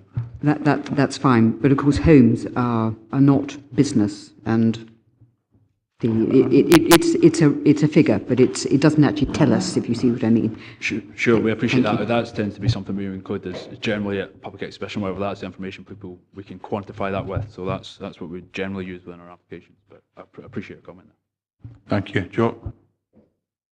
Just as a matter of interest, you mentioned a connection to the grid there. Are they guaranteed connection to the grid? We submitted our grid application 2 months ago, so we get a grid offer next month, which will confirm the date and the connection point. But Element Power recently signed our grid connection offer for 20 Shilling Hill with Scottish Power, so we're regularly in dialogue with Scottish Power, so we have a pretty good idea that we're expecting a connection in 2 years to Black Hill, but we'll get that formally confirmed to us within the next month or so. Okay, no other questions, members? Thank you, Chair. Just resume your seat again. Members on session. David and then Joe McKee. Yes, our landscape is our most valuable asset that we have in Dumfries and Galloway, and the most valuable landscapes we have are those that are unaffected by industrialisation. So, on the other hand, we have an obligation to host wind farms. So I think the only way we can sort of square those two factors is to congregate wind farms as much as possible. So, in referring back to this question in the earlier application about the cumulative effect, I would say that once an area has been affected, there couldn't be too many windmills in the same, or wind turbines in the same area. So this application to me looks more suitable than a breakout facility like Longburn, for example. That's my take on this. I think that's just an observation. Okay. Joe? Hi, thanks, Chair. I think when reading the papers and you look at the accumulation of wind farms and the proposed undetermined applications, you're talking about nearly 300 wind turbines in that area. And as you know, we mentioned right at the start, when's enough? And I think seeing that map there, I think enough's enough, and I would move that we refuse this application. On what planning grounds? There's enough wind farms there.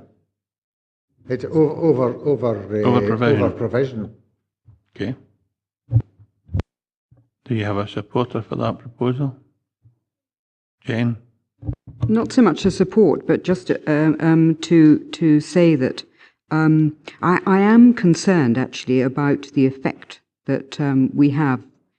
Viewpoint 1, I think, was the one that really is really quite substantive, and the Ben Brack one, viewpoint 4, because both of these are part and parcel of what we have, our core path network, our Southern Upland Way, and I am concerned about what's going on in that particular part of the world.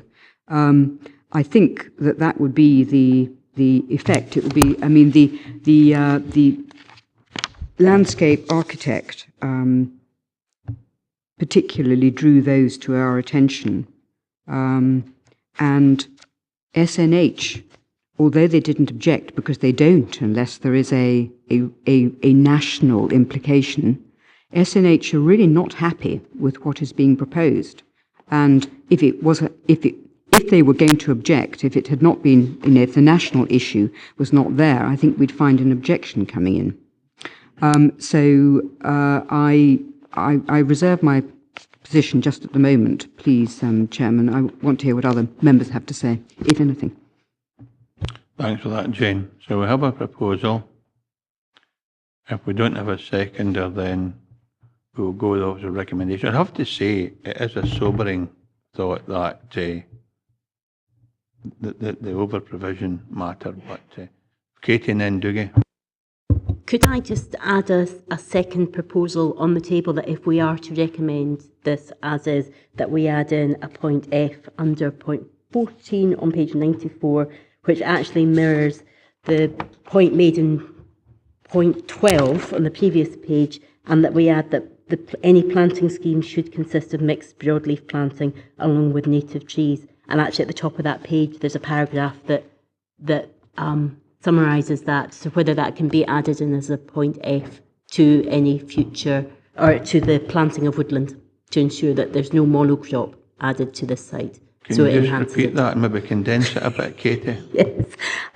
So to add in F under point 14, that the planting scheme should consist of mixed leaf, broadleaf planting along with native trees.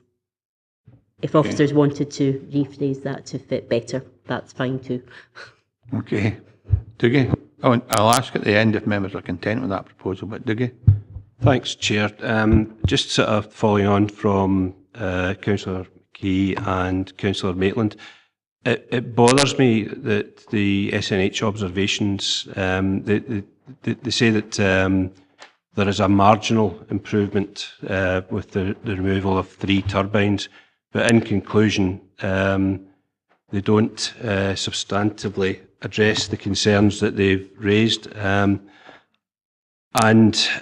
know, I'm taking cognizance as well that the officer's recommendation was that this was a marginal application in terms of approval. And on the basis of the cumulative effects, I wouldn't be comfortable with supporting this application as it stands at the present time. Thanks for that, Dougie. Jane? Well, let's try and get something actually down which might fly.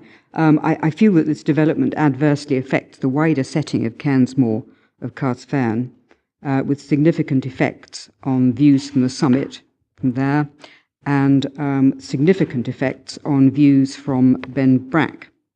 I add in the cumulative visual effects from parts of the Southern Upland Way.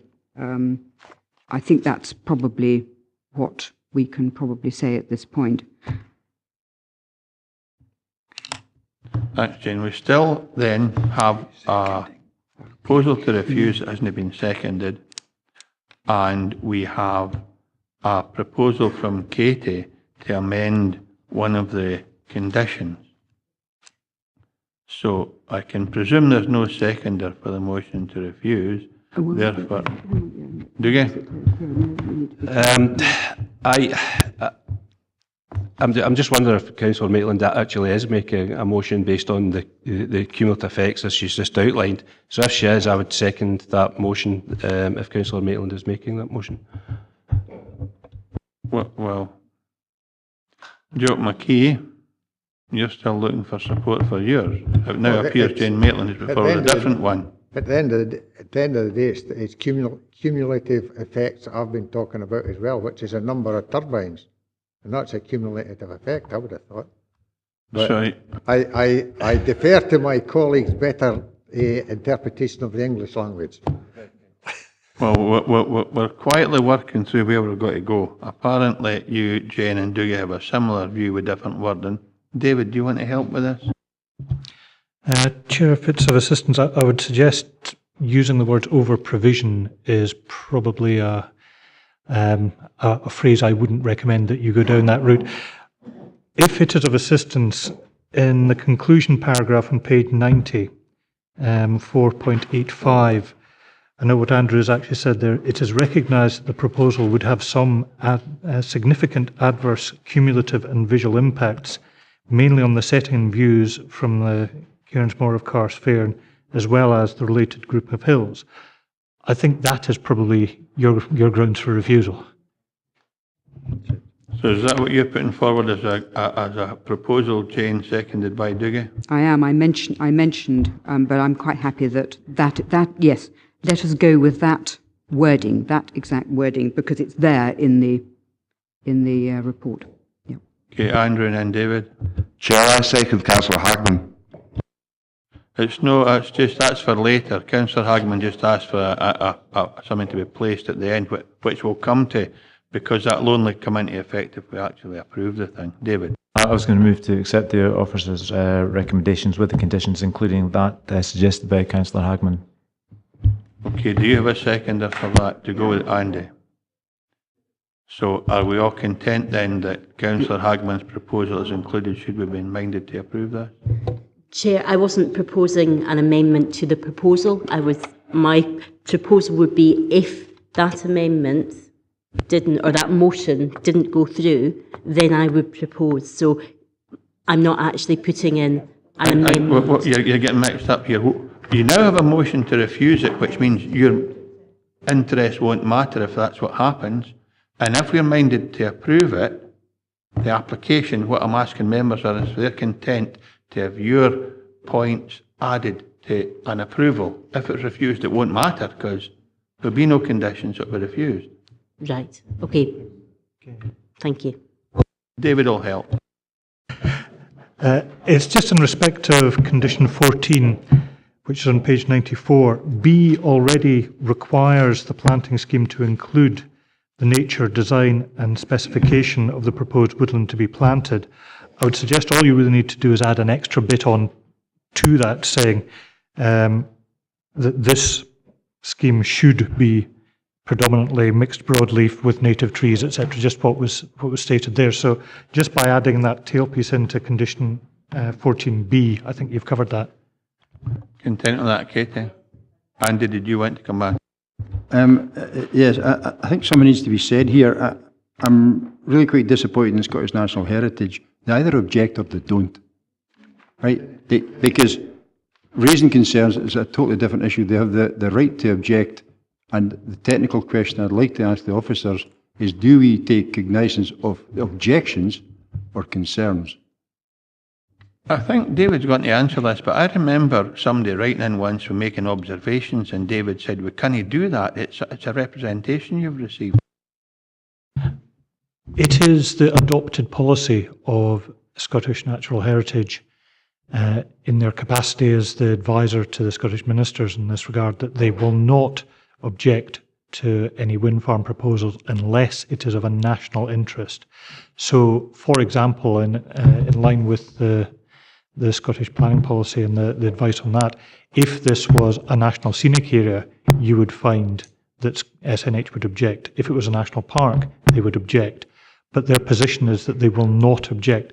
It's really up to officers, when you get a concern expressed by SNH, to read between the lines. And if they say we've got very strong concerns, they cannot and will not object to it. But read between the lines, they're basically saying they have very grave concerns about it, and therefore they would object if they could. I'm sure that helped in the end, Andy. I think I was clearer before I asked the question. Right, okay, thanks. So if David was making an amendment to what you've got to approve, I'm happy to second that. Yeah, David's amendment was to go with the officer's recommendation and include the addition to condition 14. So I've now got, I know you want to come in, Patsy, I've now got a proposal from Jane, seconded by Dougie, and an amendment, David, supported by Andy. Patsy. Thank you, Chair. It's with condition that added on condition 14, which, it's there in condition in B, the nature, design and specification of the proposed woodland to be planted. I understand, the idea that, you want to have lovely woodland and everything else, but I have to ask the question, up there, if we're looking at it, is that reasonable? Are we putting something in that can't actually work up there because the conditions are not right for those trees? Then is it enforceable? Because I don't think there's any point in putting a condition on if you can't enforce it. I think as part of the submission by the developer, it was a voluntary position that they were taking, but I would not want us to add any condition that we couldn't enforce. David? It's really just to take you back through that condition, that this is a requirement of any planning permission, that this would have to be submitted. It's got to be based on the scheme, which, I think if Andrew's got the slide there, it will show you. Yep, that one, they have already got a compensatory planting scheme submitted. What we're saying is we need a bit more detail on that, and it's got to be done in consultation with Scottish Natural Heritage, the RSPB and Forestry Commission Scotland. If they were minded to support what I think most of us would like to see. What you don't want is the big block coniferous planting that you used to see post-war. I don't think anybody is going down that route at all these days, but if it was in the appropriate location and it was mixed broadleafs and native trees, I think everybody would want to see that. The way B is worded at the moment, it does give the scope and flexibility for the appropriate planting as required by these consultees. I'm quite comfortable with the way it's worded there, but if members want to give a steer saying it should be mixed broadleaf and native trees, that's fine, it's open to you to do so. Katie? Just in response to Councillor Gilroy's point there, there's a huge movement across Scotland for rewilding our native landscape, because originally these landscapes were all covered in native trees. So actually, you know, from a planting point of view, yes, the trees would be absolutely fine, and would be actually putting our native landscape back to. But I can signpost you to the rewilding project, which, if you want to, it's obviously up to yourself. Thanks for that contribution, Katie. Okay, if there are no other members wanting to speak, we now have a motion to refuse, an amendment to approve. Can you just confirm the terms of both these, the amendment and the motion, please? Yes, Chair. So we have a motion proposed by Councillor Maitland, seconded by Councillor Campbell, to refuse, with the terms being that the proposal would have significant adverse cumulative and visual impacts, mainly on the setting and views from the Cairns Moors of Carsphairn, as well as the related group of hills, and that's set out at paragraph 4.85 of the report.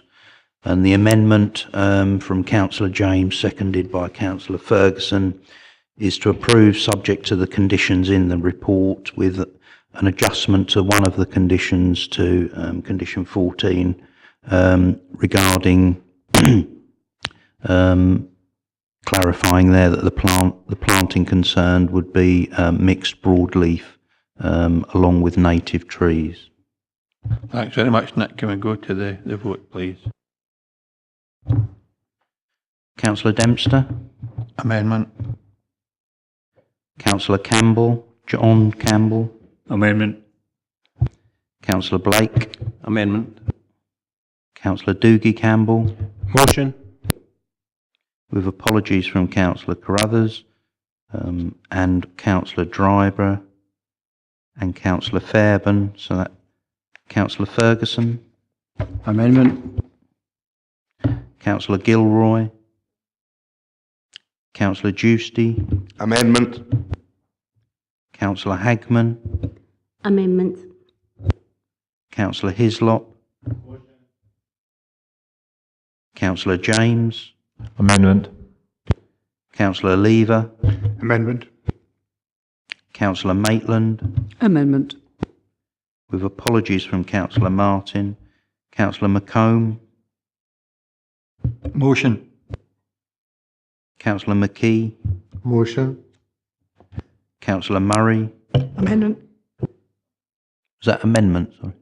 Okay. Councillor Tate? Councillor Young? Motion.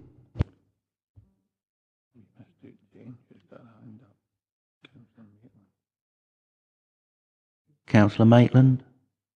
It will not have passed by other members that I made a mistake then. I don't know what the rules say. I'm changing my motion. Obviously, I proposed the motion. My apologies, Chairman. I do humbly apologise for that. Yeah, so just to clarify, Councillor Maitland is voting in favour of the motion. Yeah. Okay. Right. 1, 2, 3, 4, 5, 6, 8. 1, 2, 3, 4, 5, 6, 8, 9. Okay. So, voting in favour of the motion, 8. Voting in favour of the amendment, 9. So the decision is that the application is approved, subject to the additional condition regarding broadleaf planting. Okay. Will we have a recess? There'll be enough wind expended this morning already. Back at 20 to 1? No. 10 to 1? 10 to 1. Thank you, members. Come back. Thank you for your prompt return. We come to agenda item number 6. Planning permission for installation of 12 above-ground LPG bulk storage tanks, including concrete base, firewall and underground pipework, and erection of 1.8 metre high fencing at Bladnoch Distillery, Bladnoch, Wigtown. The reference number is 17/0708/full. The recommendation is to approve subject to conditions, and the case officer is Billy Murray. Billy, will you just take us through your presentation, please? Yes, thank you, Chair. As you say, this is an application for above-ground bulk storage tanks for liquid petroleum gas and associated development at Bladnoch Distillery. I'll take you through the slides. This is the location plan. The site of the proposed tanks shown in red. This is a closer view of the proposed site. The large brown blocks behind are the later warehouse buildings. To the right of the site is the original distillery, which is category B listed. Immediately behind the site is the single-storey maintenance building, and these will show up more clearly in the following photographs. This is an aerial view showing the proposed site. It's quite close to the riverbank, and you can just see the existing distillery laid, the water course there running across the front of the proposed site. There is a core path that follows the line of the lade. The core path is actually on the river side of the lade, so it's on the opposite side of the lade from the application site. This is a view of the application site. It's a grassed area in front of the single-storey maintenance building that you see on the right in that image. This is a more distant view. This is from the east. I'm standing more or less beside the manager's house there, looking back towards the site. You can just see the other buildings in the background there behind the trees, and that's looking along the riverbank there from the same position. This is the workshop maintenance building that sits just behind the proposed location of the tanks, and on the right are the bonded warehouses. This is a view back towards the site from the west. You'll note there is some discussion in the report about alternative locations for the tanks. One of the reasons for not considering locations in this kind of vicinity was ground conditions, and I think that is accepted and indeed shows up in that view, that it becomes rather wet, and indeed it is much narrower along in that direction. This is a more distant view of the site from public views on the Bladnoch Bridge, looking back towards the application site over the riverbank. And this is a view from the other side of the river on the A714 approach to Bladnoch from the west. These are the plans submitted with the application. That is the location plan, and this is the the block plan showing two groups of 6 making up the 12 above ground tanks. Just one point to mention that was omitted from the report that I perhaps should have said. It's described in the report that they're changing from their existing arrangements to LPG. I omitted to describe in the report what the existing arrangements are. The applicant advises that currently it's diesel oil, so it's heavy oil that's used in the burners at the moment in the boilers. So they're moving to LPG. So the recommendation is to approve, subject to conditions. Thank you, Billy. Any questions for the case officer? Jim. Thanks, Chair. Billy, could you tell us what the separation distance would be between the LPG containers and the bonded whisky warehouses? Billy? I'm afraid, Councillor McComb, I don't have a dimension for that, but that shows the separation, the bonded warehouses on the right and the maintenance building on the left, and the proposed tanks would just be abutting the maintenance building to the left again. So there is that access between the two buildings and then the maintenance buildings. So if I go back to the very first slide, the tanks would be in that green area just beside the maintenance building there. So the separation distance from the tanks to the bonded warehouses would be the width of the maintenance building, the width of the access, and then the warehouses. Thanks, Billy. Jim? I note also part of the proposal is to have a firewall. Could you give us any details about that, Billy? Billy? If I just go back to the block plan, you see there's in two groups of 6, and there's a vertical line there between the two groups of 6. That is the firewall, which is proposed as 2 metres high. I understand that is a safety / building standards requirement, that because of the number of tanks, they've got to have a separation firewall. That is in large part the reason why we're recommending in a condition to slightly increase the height of the proposed fencing, because at the moment the fencing they propose is 1.8 metres high, whereas the firewall is required to be 2 metres high, so there was a difference there. So we felt it was better if the fencing would be at least as high, if not higher. So the recommendation is that the condition would require a 2.2 metre high fence surrounding, so that it would be higher than the firewall. Thanks, Billy. Thanks, Jim. Any other members? In that case, members, we have no registered speakers. We are in session. Are there any proposals? If no, we go with the officer's recommendation. A unanimous decision. Nick? The decision is to agree subject conditions as set out in the officer's report. Thanks, Nick. We come to agenda item number 7. Planning permission for erection of hopper, retrospective at Bladnoch Distillery, Bladnoch, Wigtown. The reference is 17/0825/full. The recommendation is to approve subject to conditions, and again the case officer is Billy Murray. Will you take us through these presentations, please, Billy? Yes, thank you, Chair. This is an application for what's known as a draft hopper for residue from the distilling process. The hopper has already been installed.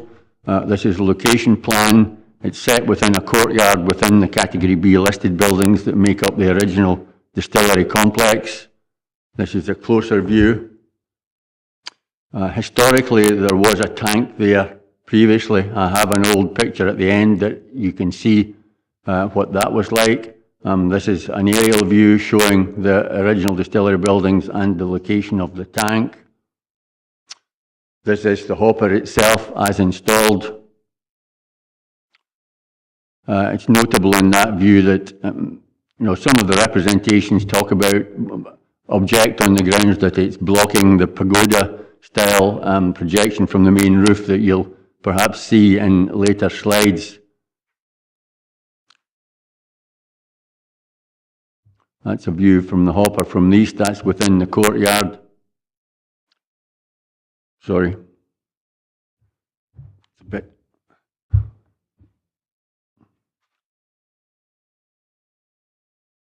These are distant views from the public road. That's a view of the site from the A714 on the approach to the bridge.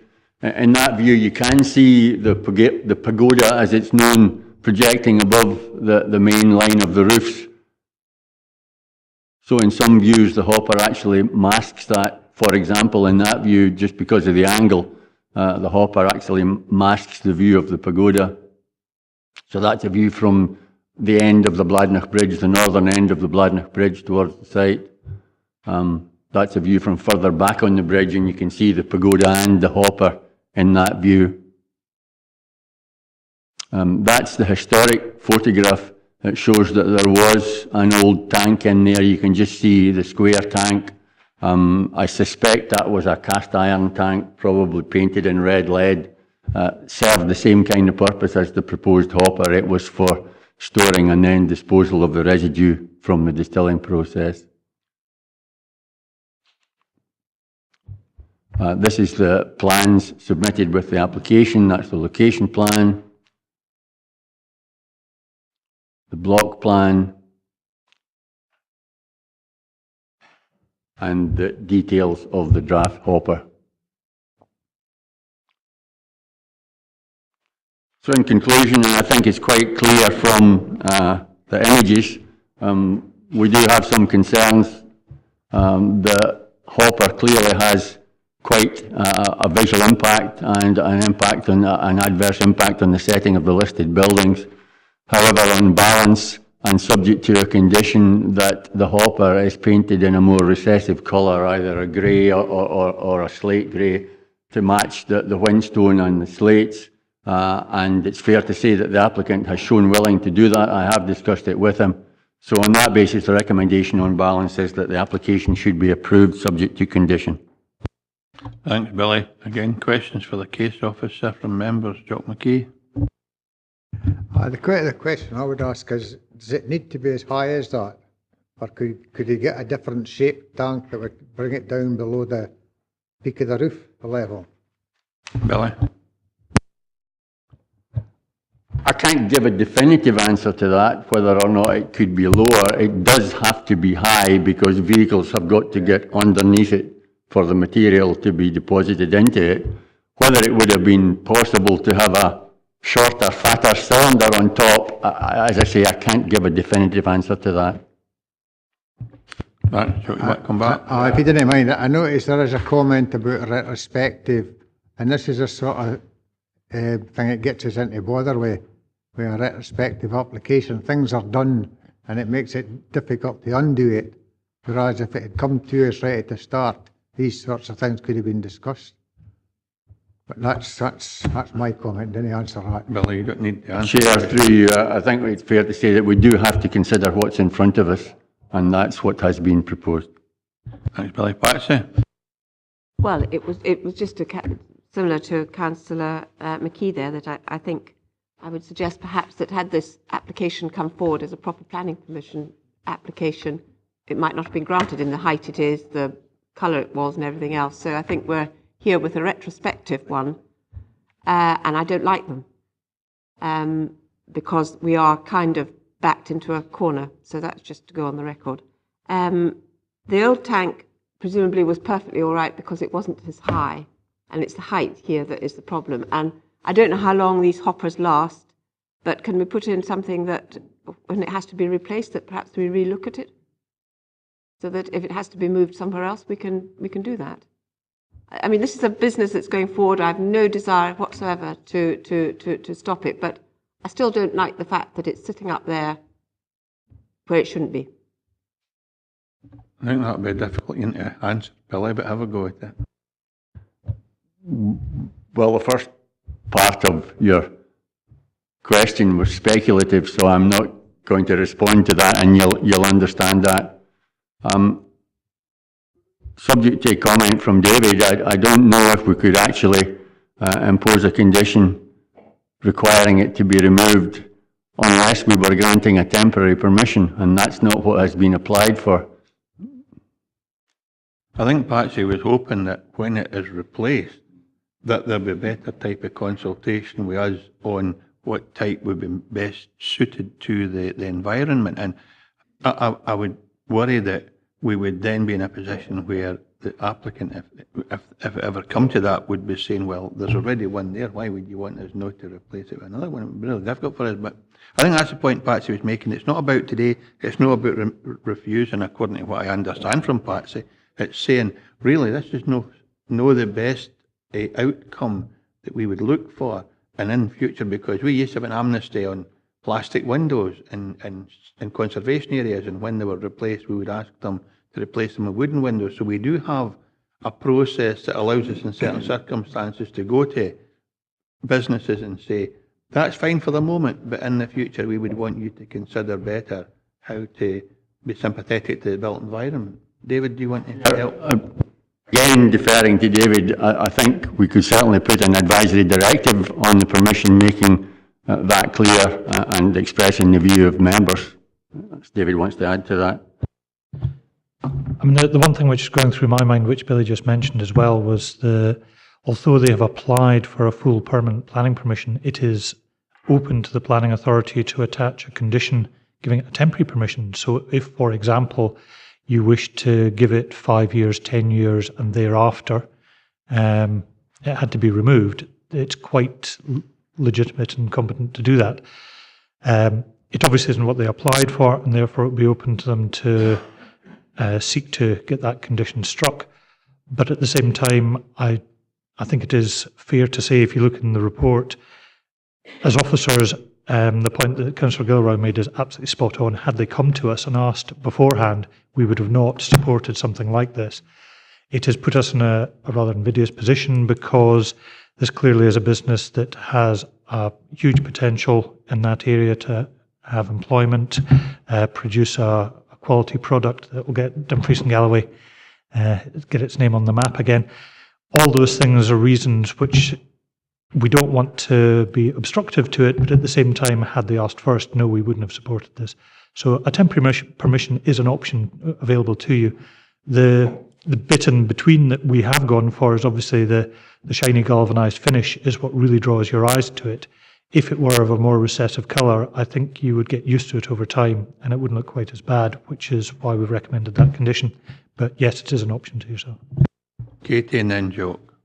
Thank you, Chair. Can I just ask, has there been any mention of the capacity of the previous hopper to this one?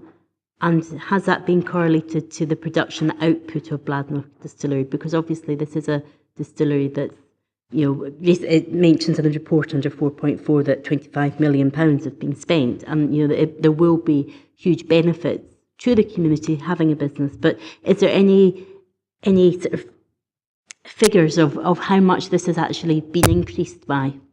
Billy? Simple answer to that is no. I think if you look at the original tank, that was probably put up at the time that the distillery was built. In the days before planning permission or listed building consent was an issue, and it was designed to fit with the production methods and processes current at that time. We're now many years in the future, and I can only assume that the current tank meets modern standards of production and health and safety, etc., etc. But I emphasise that my original answer is that no, there are no specific figures for that in terms of relative capacity between the old and the new tank. I suppose it would depend, Katie, on what they propose to do in the future and how they want to increase capacity. They need to increase volume, I would presume, but I don't know. Jock? It's just that I take it to empty by gravity. Could they get one lower down and emptied by pump? That's an alternative, isn't it? But you've got to remember what we always say, we're here to determine the application in front of you. So if we refuse it, then the applicant need to consider some other means. But if no, we're dealing with what we've got. But I understand what you're saying, and that would have been an opportunity had it been coming forward as an application instead of a retrospective one. I've got Jim Combe, then Andrew, and then David. Thanks, Chair. Billy, was it mentioned in your discussions that the height and dimensions may have been dictated by the size of a modern HGV lorry? Yes. Good for you, Billy. It was, the discussion was around the fact that it was to accommodate all kinds of vehicles, modern lorries, right down to local tractors and trailers from local farms. Thanks, Andrew. Chair, I'm happy to move that we go with the recommendations. Thank you. David? Just for my benefit, did I hear that correctly? You do accord a certain amount of weight to the inconvenience of the applicant and maybe the local economy in the case of a retrospective planning permission, should they have to remove it, so they're in effect in a sort of slightly stronger position generally when they apply retrospectively. Did I get that right? Billy? David? basically we have to consider all applications as if they are afresh. So just forget there is that on the site there just now. We have to consider it as if it weren't there. So the fact it's retrospective really shouldn't have any weight. I think Billy actually refers to that in his report. So what we are looking at is it's the operational needs of this company that is just kick-started again in this area. That is, the socio-economic benefits of that are a material consideration. Their operational needs for the structure as they've actually put it in is a material consideration. The thing that goes against it is the effect on the setting of the listed building and its visual impact. So it's a balancing act between weighing up these two things. And we would have to, if they had submitted this application and it wasn't retrospective, we would have to consider all those issues if they were adamant that's what they needed. You want to come back, David? Yes, sorry. So when you implied before that it would have been differently treated to an extent, that would be that suggestions might have been made. That would have been the difference, rather than prejudging exactly your position on what they've applied for. Exactly. I mean, if somebody comes to us and asks our advice, we'll obviously give that, but they are not bound to take that advice. And if we may very often get into the situation where we advise one thing, but for whatever reason the applicant wishes to submit an application and wishes it determined as is, as they propose. And if they can make a case as to why there's a justification, we obviously have to take that on board. So you're clear in your mind that if this had come forward in its form now, and you talked to them and you said, "Oh, couldn't you make it wider?" And they said, "No way. This is what we've got. Take it or leave it." Your recommendation would still be the same. I think what you've got to remember is, even if it had come as an application and Joe put for it, this is wet chest and a bit of pump or whatever, we can't do that with applicants. We've got to refuse the application and tell the applicant to reconsider. We can't sit and offer them advice on what else they might want. They need to come with a different proposal, and that's exactly what happened at this retrospective thing. If we refuse it, the person need to come back with something else.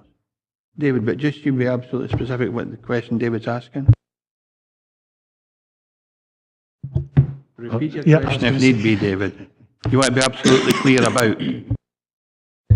Yes, and I mean, we're probably getting too far off track here, but I thought the planning department did try and work with people and possibly make suggestions, for example, painting a different colour as part of the process. But maybe I'm wrong in that, but I was just specifically just wanting to nail down that we're sure that they would have recommended approval had this not been built, but been suggested in its proposed form now. That's my question. David? Well, I don't think it's speaking out of turn to say we would not have actively encouraged them to do what they have done. But anybody can apply for whatever they wish. And that's the position we often find ourselves in. We give advice, but for whatever reason that is disregarded, and we then have to just deal with what comes before us. Obviously what we have before us is maybe not what we would have chosen, and we're having to mitigate against the downside of it with the recommended condition. Thanks, David. I've got Andy Ferguson and then Patsy. Thanks, Chair. I listened carefully to what Billy and then David said earlier about some sort of change to a condition, and I'm looking at the consultations, and I can understand, right, the concerns, but I can also understand that this place was closed and was been taken over, and there's significant investment, and it's all going forward. But I think what we do need to do here is send some sort of message to people. Just because you're putting £25 million into a business doesn't mean to say you can do something and then come for retrospective plan permission to make it okay afterwards. And I don't know if, kind of looking at David through you, Chair, is if there's a way we can agree to let this happen. And I think it was Katie who mentioned the sort of temporary nature or whatever it was. Yeah, you said, David, you had words that I can't articulate, but and I thought it actually fitted the bill. It sends the message to them. Yeah, You've got your retrospective plan permission, but you come and speak to us before you do things in the future. Remember, we're in questions for officers at present. No, we've never been in session. Andrew, I didn't want to give Andrew a row, but it's no time yet. We're still in session. You can get a row, Andrew. You should ken better. We're still in questions for officers, and it's Patsy. Well, I'll wait till we're in session, Chairman. You know what, a row, Patsy. Well, and I'm maybe we'll get distracted, but no, we're still in questions for officers. So if we've dealt with the questions for officers, we're now in session, and Andrew's made a proposal, but before that, Andy wants to formalise a view that he has about sending a message, and then you want to come in as well, Patsy. Just on the same thing as Andy, because I think what Mr. Sutty said was that we could do an advisory directive, and if Councillor Gusty was happy with it, then we could go with the recommendation with the appropriate advisory directive for future-proofing this type of development on this particular. I think it's a useful point, Patsy, and I think we all feel really difficult and we feel challenged when we get a retrospective thing that clearly doesn't look right. But David wants to offer some advice. Just something to gladden your hearts on this. The Planning Scotland bill came out 2 days ago now, and one of the things that is being proposed in there is the ability to charge considerably more for a retrospective application to act as a disincentive. Now, that's something most planning authorities in Scotland have been banging on about for many years, and it's finally been listened to, so that is some good news. That's good news, because it currently happens in building standards, and no reason why it shouldn't happen in planning. So Patch is quite clearly concerned about the message being sent. Andy's clear about the message being sent back as well. Andrew's, I suppose, willing to accommodate that if so be it. So how do we present that with? Well, first of all, are we about to agree this proposal with certain conditions attached, or do some members feel we should reject it? I think that's the first question to ask. Is anyone? Andrew's put forward a proposal to approve this, and he has conceded that he'll allow some additions to be made. Are there any alternative proposals? Fine. So Andrew's proposal will be a unanimous one, but with certain language attached to the consent. What do we want to say? Do we want to get advice from David on what we should maybe phrase it? David? Thank you, Chair. I would say you've got two options. You can do both, but one option is to attach a condition giving it a time-limited permission, which would mean it's not permanent. The other option, which you could do both, as I say, is to put on a directive expressing concern about the fact that it was done without the benefit of planning permission, and trust that any future development will involve proper consultation and submission of applications in advance, and that when this one is removed, then it should be of a smaller dimension. Chair, if I may add to what... Sorry.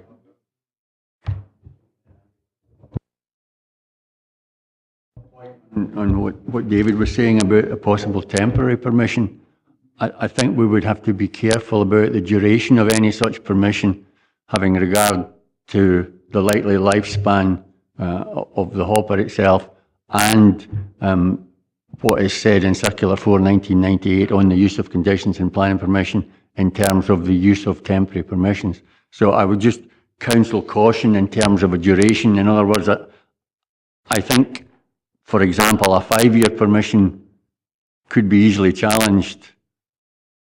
Yeah. I wouldn't want to get into a bidding war. I mean, I'd be more inclined to say 20, which is the likely lifespan of the thing, because you don't want to be asking a business to scrap a perfectly functioning bit of equipment that they've already got permission for. So we need to be very careful. But anyway, we have a few members wanting to speak. I've got Ian, Andy and Katie. That was basically my point, that we don't know the lifespan of this. I think it'd be a dangerous thing to do. I don't think we should consider that at all. Yeah, I'd agree with that. Andy, Katie and then David. I taking that last bit of advice seriously,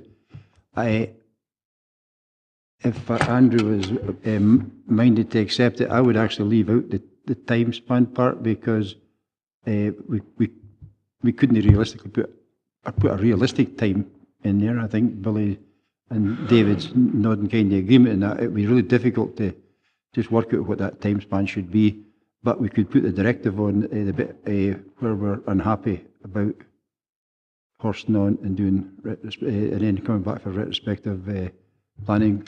So I'd be happy to drop the actual time limit part if need be, and just go with scalp the bum for doing it in the first place. You want that particular phrase put into the... As long as there's a K in scalped. Nick says you need to explain that one. Andrew, I know we've got other members wanting to speak. Are you content with, because it's your proposal at the moment? Yes, I'm content with that, Chair. The second option that David gave us, and disregard the first that he gave us. Okay, so we have a motion and a seconder for that particular approach. I've now got Katie, David, and then Jim McComb. Katie.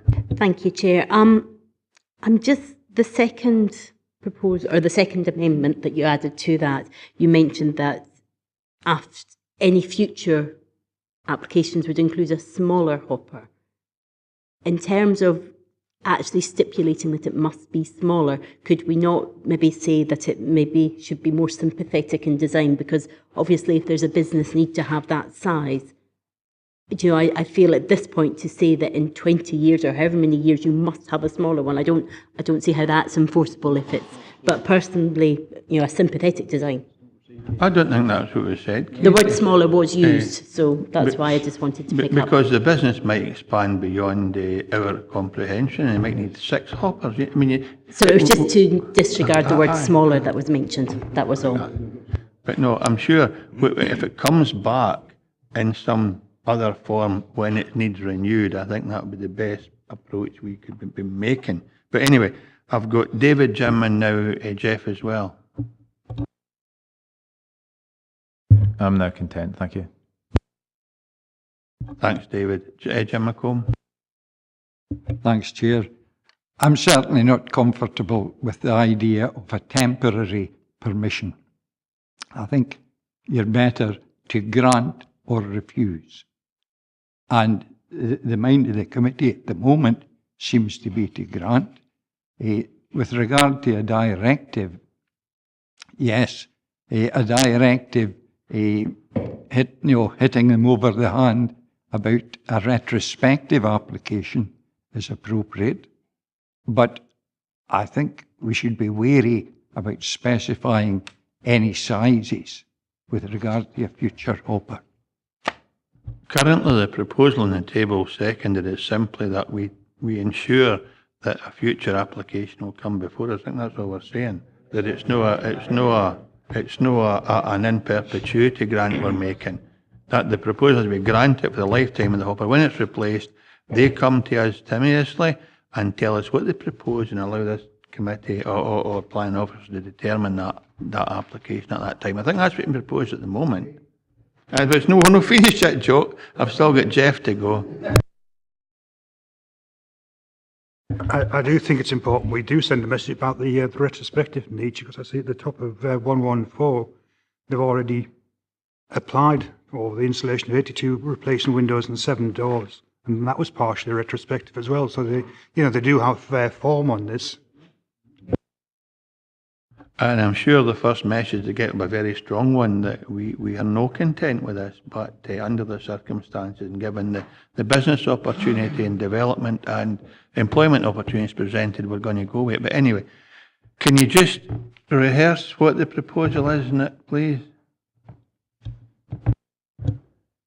The proposal, Chair, is to approve the application subject to conditions and that an advisory directive be issued expressing concern at the retrospective nature of the application and suggest that any further development would need to come forward in the normal course of events for permission and discussion with officers. Happy with that, Andrew? Happy with that, Andy? As long as we've got a retrospective site visit to make sure it's operating properly. That's it. I'm just wondering about the word suggest. I just would prefer to see insist. Or require. Suggest means it's if you feel like it.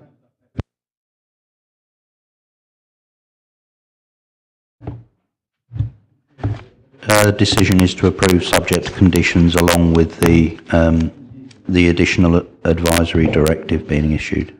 I should maybe declare an interest because I like this product. We come to agenda item number 8. Erection of double garage at High Lodge, Craigs Road, Dumfries. The application type is a full application. The reference number is 17/1922/full. Recommendation is to approve subject to conditions, and the case officer is Jamie Mackenzie.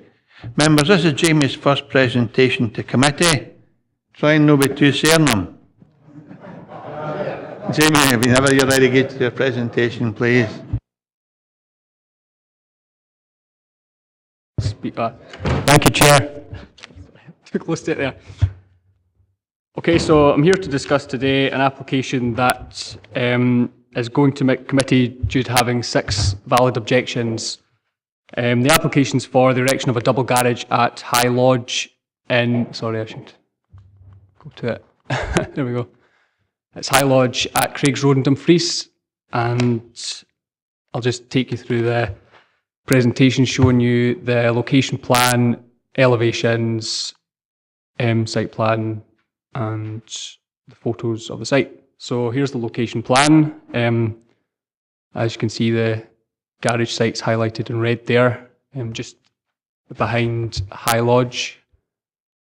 And here's the site plan a bit closer here, detailing the dimensions, which is 4.95 metres in length and 7.775 metres in width. And it's 3 metres away from the nearest cemetery graves, because it's just adjacent to a cemetery site there. Just go along after that. So start off with, here's the elevations as well. Starts off 0.6 metres away from a boundary wall, starting off at, the boundary wall is 2 metres high, I should say, and the garage site starts at 2.06 metres and it rises to 2.44 metres away from the boundary wall. So I'll start with the photos. Here's the first photograph I've taken from out with the application site, just so you can see that it's not visible from any public vantage points out with the site. It would be behind the High Lodge building that you can see in the photo there. Go along. So here's the entrance to the site, and the garage site's still not really visible from here. You would have to walk up a wee bit more. So here's from the opposite side. So where those 3 cars are there, it would just be sited to the to the left of there. Well, where the cars are, but in the place of those. Going on to the next one. Here's facing southeast, where the cars are again. That's where the garage would be. And there's the neighbour's boundary wall just on the left there. So it would just be rising slightly above that, and then gradually rising upwards away from the boundary wall. See what else it is. Here's just facing the High Lodge building itself. Seen from there. Here's the kind of facing. This would be facing away from the proposed garage. So say if you're to leave the garage, this view you would get. There's still quite a bit of space there.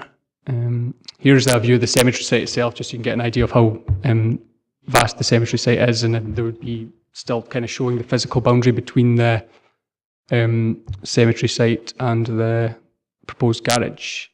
So that's that there. And here's just from the opposite side of the road, showing there's space for parking on the site within the curtilage, just down there where that van's parked. Pretty much is one of the spaces. What's next? So that's all my photos taken there. So the application's recommended for approval, granted conditionally with conditions. Thank you, Jamie. Any questions for Jamie? I've got David, Ivor, David, Ivor, Joe, Andy and Elaine. May I ask, if these are car garages, are they? And did I see correctly that the depth of the garage is 4.95 metres, which, and we were illustrating a Range Rover there, and they're normally about 5 metres long, so I'm not sure if it's actually fit for purpose. Jamie? Yeah, we consulted roads about that on paragraph 2.1. It touches on it there. It does say that for roads to consider that a valid parking space, the proposed garage is considered too short, and we raised that with the agent, and they were still happy to go ahead with the proposal as is. At the end of the day, it's kind of business use garage, so if they're happy with that, then just kind of went with that, yeah. I suppose it's one of the mad situations. We're trying to help them and they say no. Ivor? Just wondering what you were considering as a suitable colour for the dry dash render, because I think that's one thing that if it was the light colour it would stand out, and if it was a darker, just what sort of shade were you looking at? Jamie? Yeah, we considered that as well. It was obviously part of one of the conditions, because we did have a bit of an issue with the light colour. Obviously it doesn't really go well with the traditional sandstone building, and obviously the sandstone wall right behind there probably would obviously take it into consideration once they submit precise details. We're thinking of something obviously a wee bit darker. They would kind of blend in with the surroundings a wee bit better, because I do understand what you mean. The light colour does stand out a bit.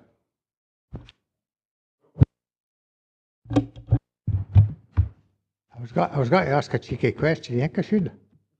Well, we're not like you if you don't. I was wondering if the resident had been consulted. They're not likely to complain, Joe. Andy? Joe kind of stole some of my thunder. I was going to ask if they objected, but it's all right. There's a couple of things here, because we've got the site in here and we've shown where it is, but where does the end of the public council-owned car park finish for the rest of the cemetery? Jamie? And have they only got right of access, or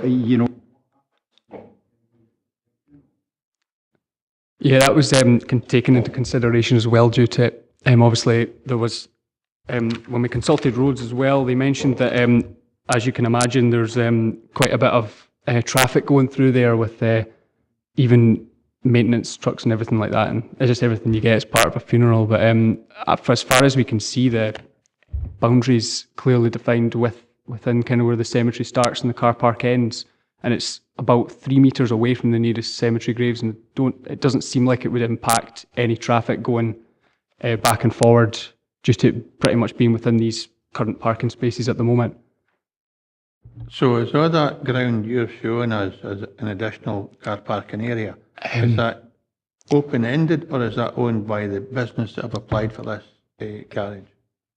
They stated on the application form that they didn't own all of the land. I can't remember how much of the land they own, though. I've forgotten about that. Which I think is what Andy was alluding to. Yeah. Mm-hmm. They have declared it on the application form that that's the situation. David, is that sufficient? Obviously, you don't need to be the owner of land to apply for planning permission. As I understand it, if you can go back, Jamie, just that last photo that you have, that area there is the general parking area. It's not included within the application site, and it's my understanding that's still under council ownership. But the only bit that we can really focus on is the bit that's the red line, which is the planning application site boundaries, and that's the area which they are applying for. Any other land is not included within blue, so therefore isn't indicated as being under their ownership. Andy? And I'm actually wondering if this is the driver for this happening, David, because that's usually the parking spaces. That used to be a council building, and the trade unions were in, the last people in there before. And where that white van is, that's where people tend to park to go in and visit, and that's where their clients will park to go in. So this kind of looks to me a bit like They're just covering all bases, and I think to be fair to them, that seems reasonable. The only thing I would say is that if you were wanting to build a house next door to it, you wouldn't get away with pebble dashing it. That's just a comment. Good. Elaine? Yes, I just, are we certain that this is actually going to be used as a garage? I know it's being described as a garage, but it seems to be too short or shorter than it should be. It's not, I mean, the purpose of this building is for parking of the vehicles associated with the business. It's not going to become a storage area and find that the vehicles are parked elsewhere, because that's just what makes me slightly anxious, is that given its size and so on, that it might be being described as a garage, but actually end up being something else. Hey, David? We did go back to them about that. What was the proposed usage? Again, in line with what we received from the roads officers. They're content that they can at least park the red Porsche you saw there. That would fit within the dimensions. I'd draw your attention, page 124, to condition 2. Domestic garages are often used for storage of items and aren't always used for putting cars in them. If it is directly and related to the business which is undertaken at the lodge building, provided it's for their own purposes, we don't really have a planning objection to it. But what we would have an objection is if it was being used by a third party for something else altogether, if you're running a business from there. So that's really what that condition would catch it. They've called it a garage. We have to treat it as a garage, and we have gone back and explained about the issue. Whether or not you'll get the Range Rover you'd see therein that's an open to discussion. It's not possible to stipulate that it should be used as a garage, though, in terms of the conditions. No. Basically, the condition there is about as strong as we could actually make it. I wish I had post apart in my garage. Andy? Are the dimensions created because of the limitations on what they actually own? I know that about the plan permission, you don't have to actually own the ground, but they can only build in their own land, even though there's a plan permission to go over that. So I'm just wondering if the extent of land that they actually own that's what's driving, excuse the pun, the actual length of the garage. It might just be the case. I'm not sure. There isn't a lot of space there, to be fair. Jamie? On David? Jamie? Absolutely, I completely see where you're coming from. We did raise that with them to find out exactly if they had any issues with that, because we did obviously see ourselves where that would be an issue, but they were happy to go ahead with it. And as David says, we've got to just treat it as a garage application. That's what they've submitted, so that's kind of what we went with there. And there's still, as far as I can see, like ample parking space for other vehicles to park within the site as well.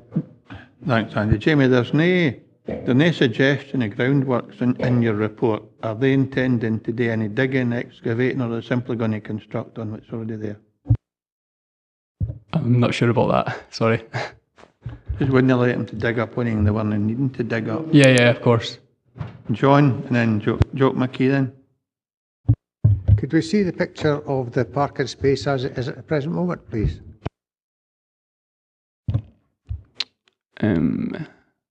Just there. So that's how it is at the moment. And they're going to put 2 garages in there where there's about, if they park properly, maybe get 4 cars in. They're going to reduce it to 2. Would they not be better just putting yellow lines down? Remember, we're not in session yet, but in any case, the application is what's before us. We're not going to rewrite all these applications, everything was set down. It's still questions for officers. Are there any further questions for the case officer? In that case, we're in session. I've got Joe McKee and then Patsy. Right, based on the information, Chair, I would recommend refusal of this application on the grounds that it wouldn't be in keeping with what's in that area, and it's reducing the parking space that they've already got. It wouldn't be in the best interest of the whole area, I don't think. I'll come back to you at the end of the discussion. Patsy? Thank Thank you, Chairman. I don't have any problem with a garage being erected here, but I just don't think it's being done very sympathetically. We've got a sandstone house, we've got a sandstone wall, we've got a graveyard there with quite a lot of sandstone headstones, and we're happy with rough cast render and a cladded steel roof because it's going to be generally acceptable. I don't think that's actually good enough here. I'd be happy with the garage, but we need to smarten it up and do better design with better materials that is more fitting with where it is being proposed to be put. And I would suggest we need some sandstone there. You seem to be sympathetic to Councillor McKee's view, but we'll see if there are anybody else. I just noticed in the recommendations that actually at recommendation at 5.1 it doesn't actually say what finishings we're agreeing to.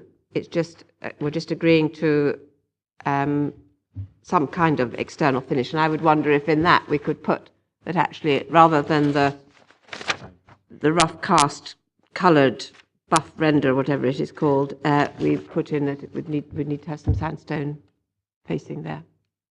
I'll check with David, but mind you, this is a standard 5.1.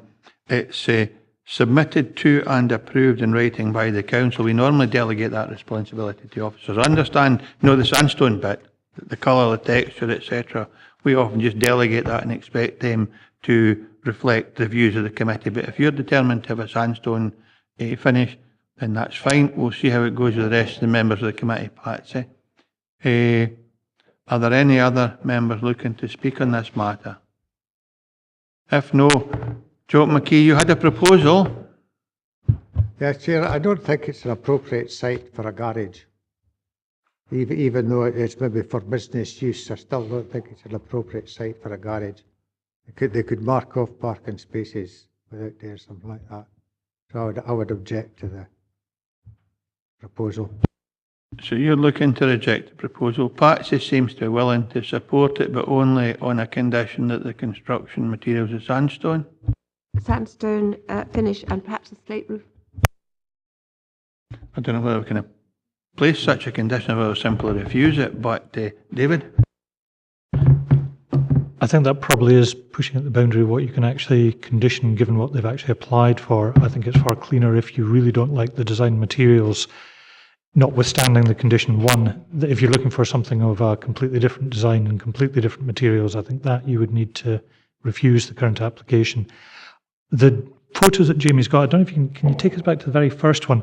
You're probably not seeing it. Yeah, actually, even that one's quite good because you've got new housing right over the wall, which is definitely not sandstone, definitely not slate roofs.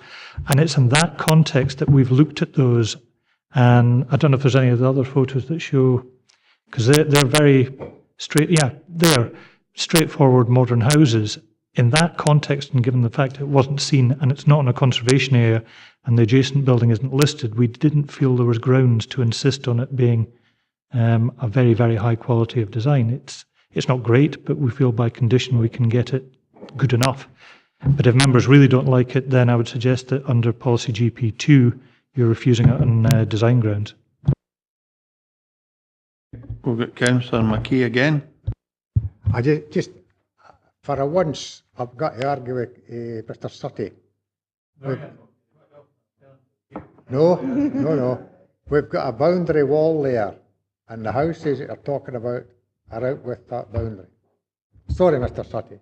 David said close proximity to, he never said within. It's close proximity. You can see them out of the boundary wall, I think is the point David would make. But when we'll not argue, Joe, if your proposal still, if you still want to present that, I'm looking for a seconder, and Patsy will have to rethink her view on the...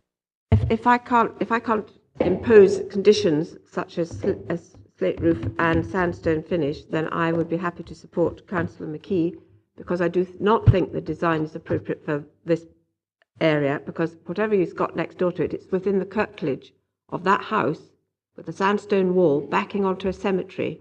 I think we have to be sympathetic to what we're putting there, and I do not think this is a sympathetic building. And so for that reason, if I can't impose conditions to that extent, then I will have to go for refusal.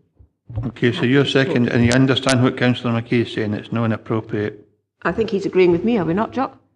Thank you. Okay, good. Ivor?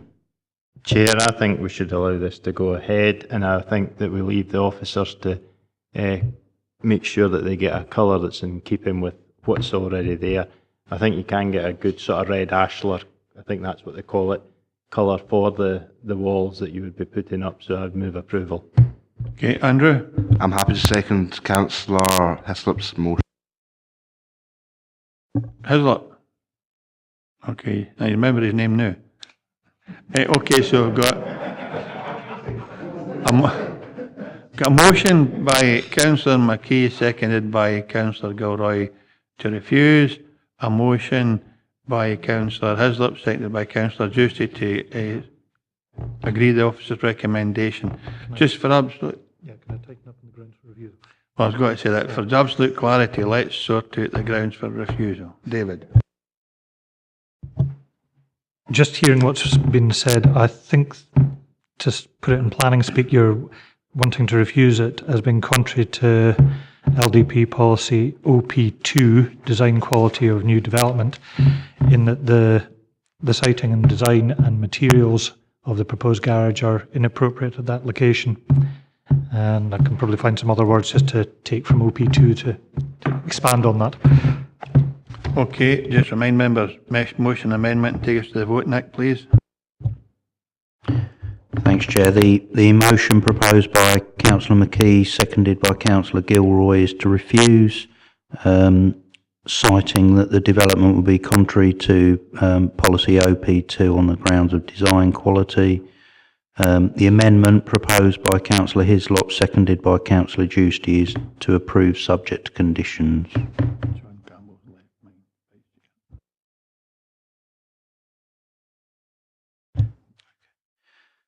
Councillor Dempster. Amendment. Councillor John Campbell has left.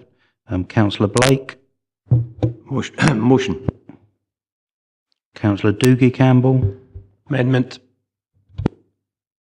Councillor Carruthers is absent. Councillor Driver is absent, as is Councillor Fairbairn. Councillor Ferguson. Amendment. Councillor Gilroy. Councillor Juicy. Amendment. Councillor Hagman has left. Councillor Hislop. Councillor James. Motion. Councillor Lever. Motion. Councillor Maitland. Amendment. Councillor Martin is not present. Councillor McComb. Amendment. Councillor McKee. Motion. Councillor Murray. Motion. Councillor Tate. Councillor Young. Amendment.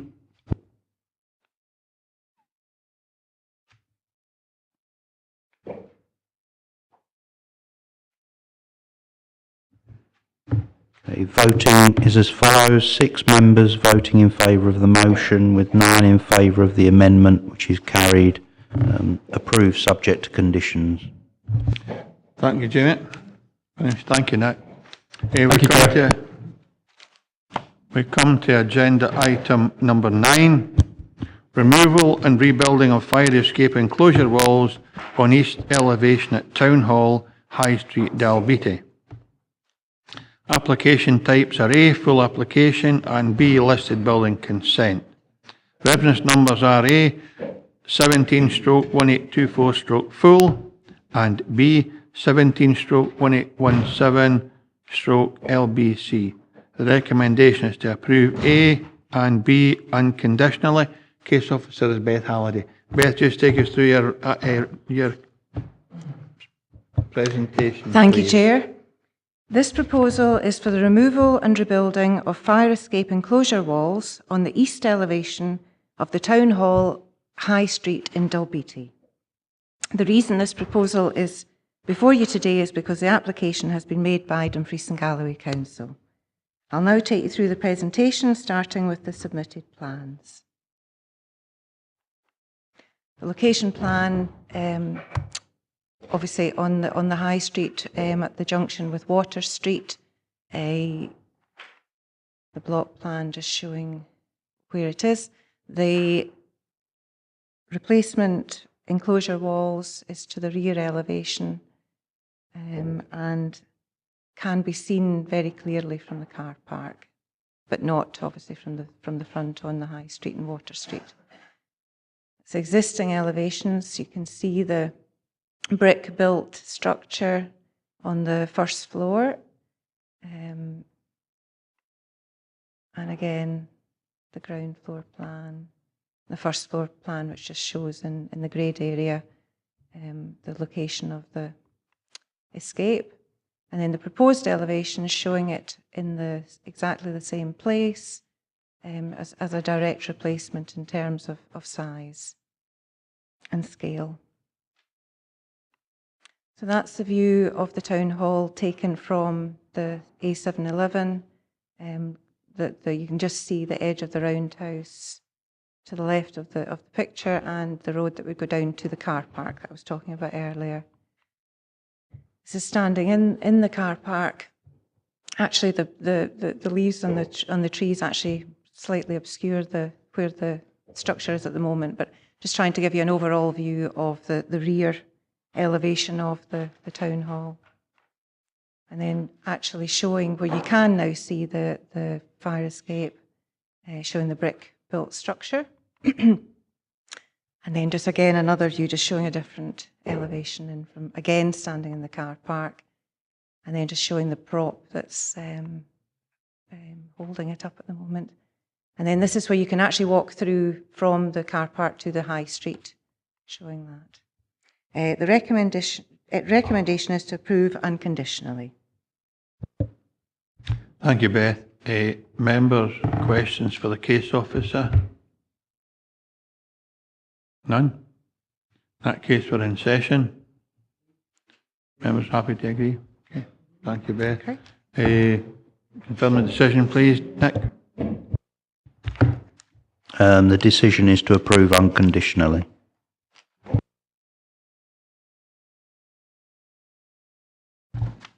Thank you, Nick. We come to agenda item number 10, erection of extension to rear of dwelling house at 25 Royal Avenue, Stranraer. The application type is full application, reference number 17/1853/full. The recommendation is to refuse, and the case officer is Tracy Carnegie. We do have Councillor Scobie who called the item in, and the procedures, I'm sure you all know. We'll have a presentation from Tracy, we'll have members' questions, we'll have Willie speaking, Councillor Scobie speaking to the application. Councillor Scobie will then leave the chamber and members go into session. So, Tracy, just take us through your presentation, please. Thank you, Chair. The proposal, as you've said, relates to an application for an extension to the rear elevation of 25 Royal Avenue, Stranraer.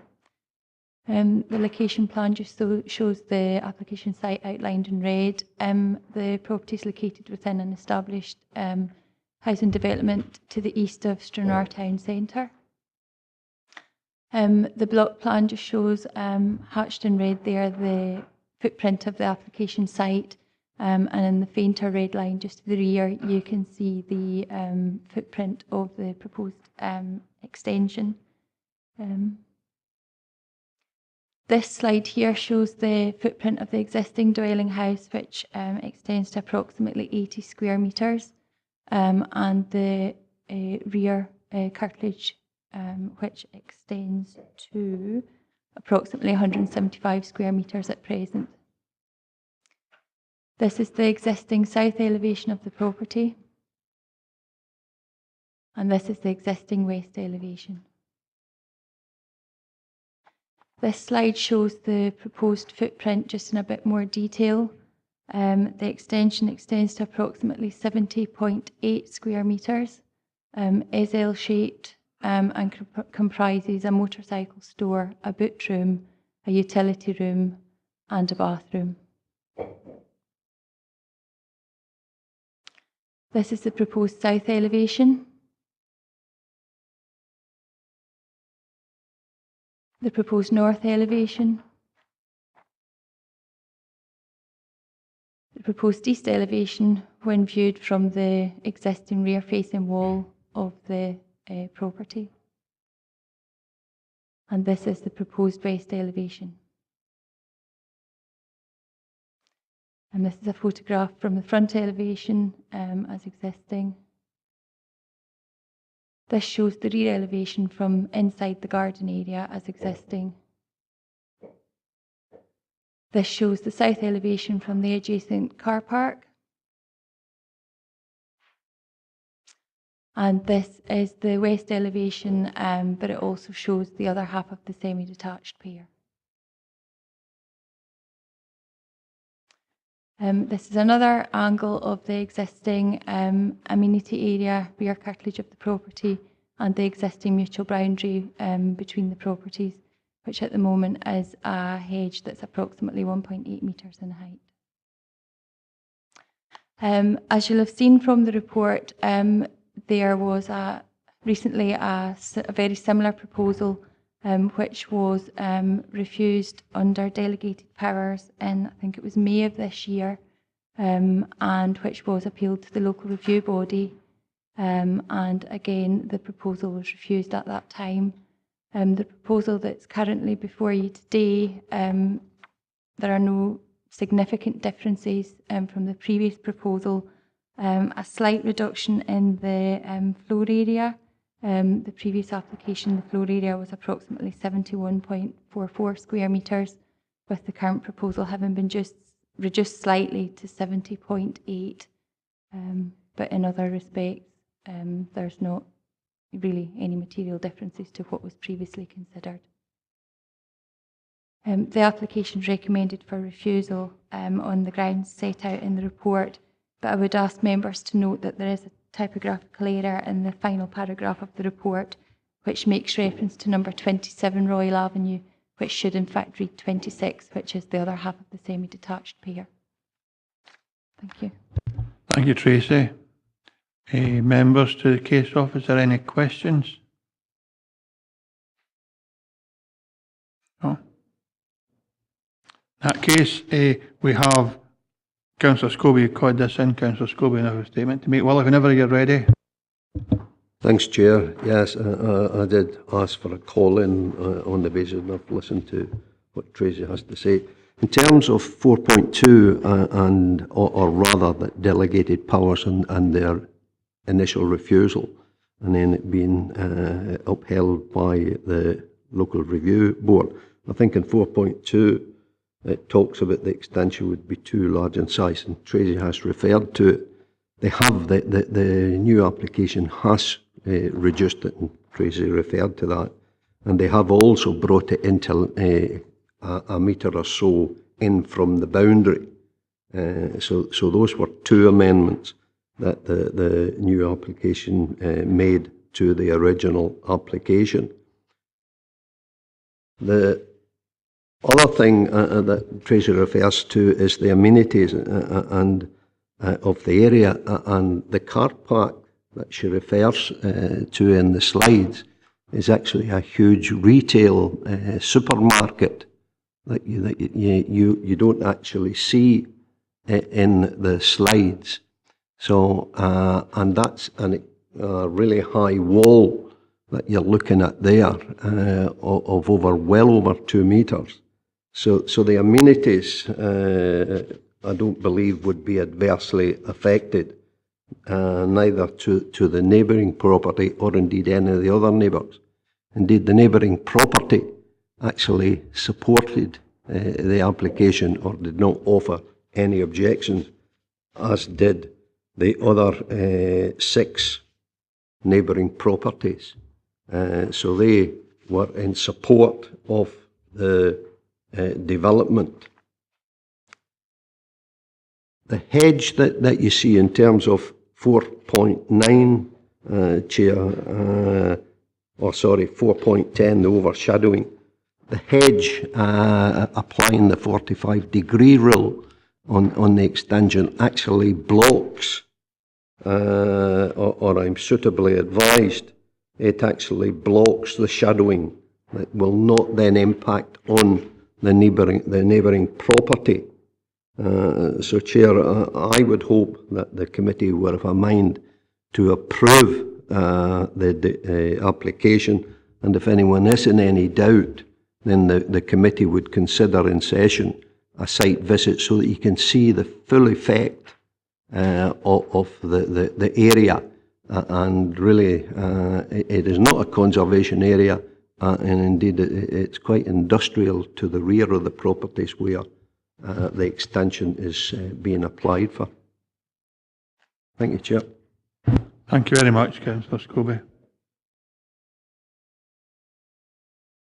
Grateful to you, thank you. Okay, members, we are now in session. Councillor Scobie did ask for a site visit, but it's really up to members what we do. Andrew? Chair, you're very rarely going to hear me say this, but I concur with Councillor Scobie, and I think that we should go on a site visit, and I would like to move that. Anyone want to support that proposal? Or do we have enough information in front of us to determine this application? Jim McComb? I'm happy to support the proposal, Chair. Does anyone have an alternative view? Jane Maitland? I propose we don't go on a site visit. Does anyone have the same view, Jane? Jeff? I second that. Okay, the first vote we have then, Nick, is whether or no to go on a site visit. A proposal by Andrew, seconded by Jim McComb. You have an amendment, Jane, seconded by Jeff.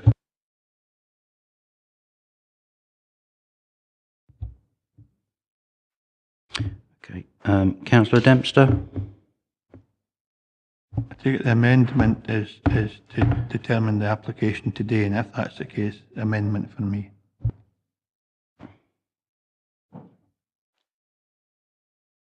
Councillor Blake? Motion. Councillor Ferguson? Amendment. I think I have missed out. Councillor Doogie Campbell there? Amendment. Councillor Giusti? Motion. Councillor Hislop? Councillor James? Motion. Councillor Lever? Amendment. Councillor Maitland? Amendment.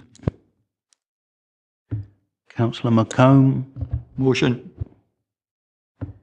Councillor McKee? Amendment. Councillor Murray? Amendment. Councillor Tate? Councillor Young? Amendment.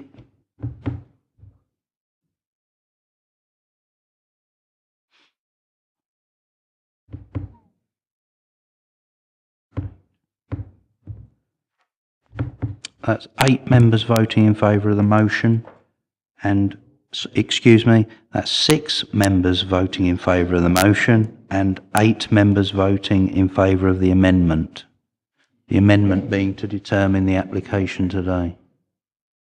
Okay, members, we are going to determine the application today.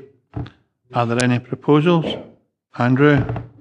Chair, I stick with Councillor Scobie, and I see this as a good proposal, and I would like to propose and move that we grant this application.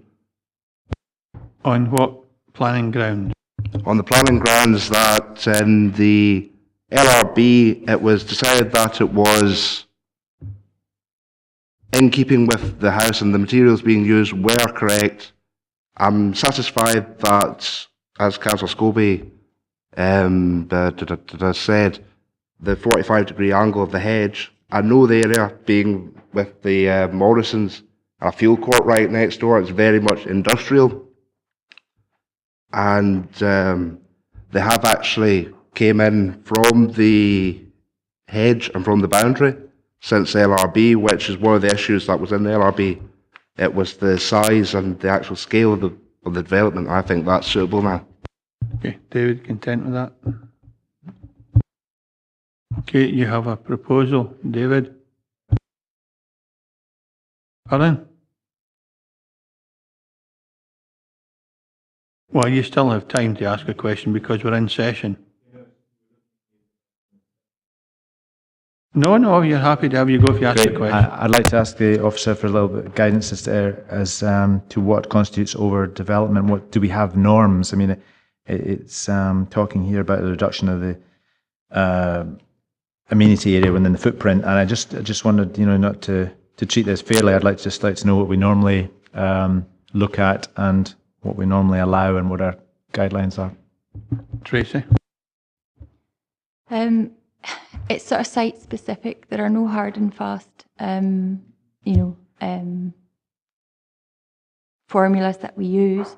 The policies and guidance require that amenity space has to be usable and of a sufficient standard. So that's the assessment that we make, and what may be suitable in one location may not be suitable in another. In this case, as you'll see from paragraph 4.8 of the report, I have calculated that the proposal would result in approximately 52% of the existing usable amenity space remaining.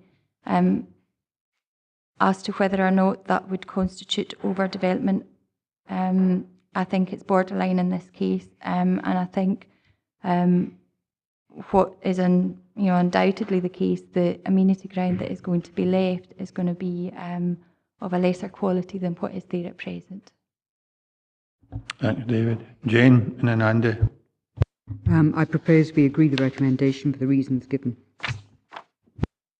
Andy? I'm just looking for some clarification. The recommendation actually says it's going to have a detrimental impact on the residential amenity enjoyed by the occupants of 27 Royal Avenue, but they've not objected. So how can we quote their residential amenity if they're not making formal objections? Do we have their permission to do that? The paper says we have to consider future occupants as well as anything else. David? Yeah, but it doesn't say that in the paper, does it? Aye, it says it in the papers, aye. Not in the recommendation.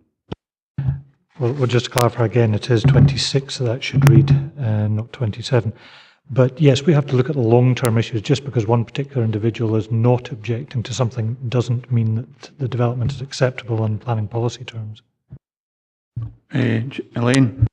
I'd like to second Councillor Maitland's proposal.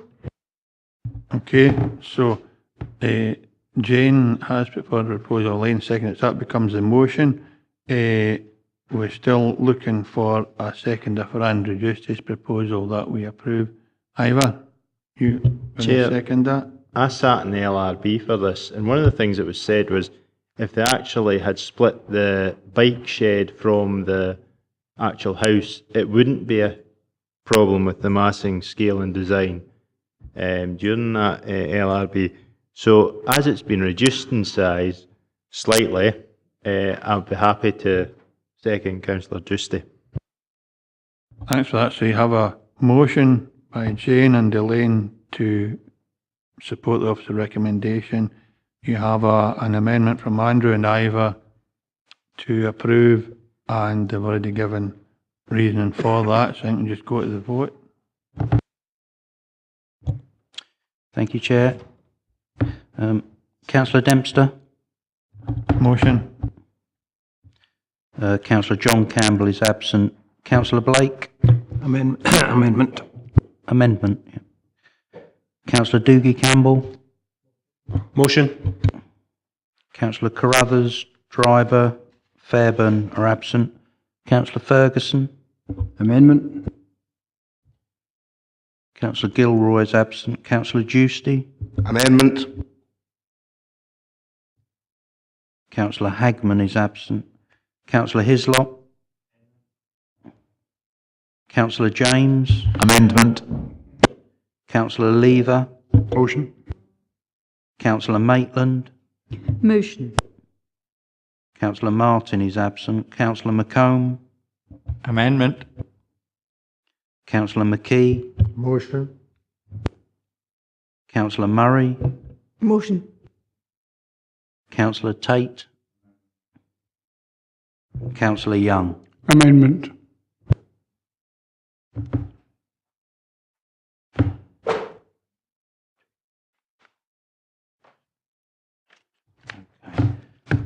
So that is 6 members voting in favour of the motion and 8 members voting in favour of the amendment, which is carried, the decision being to approve the application.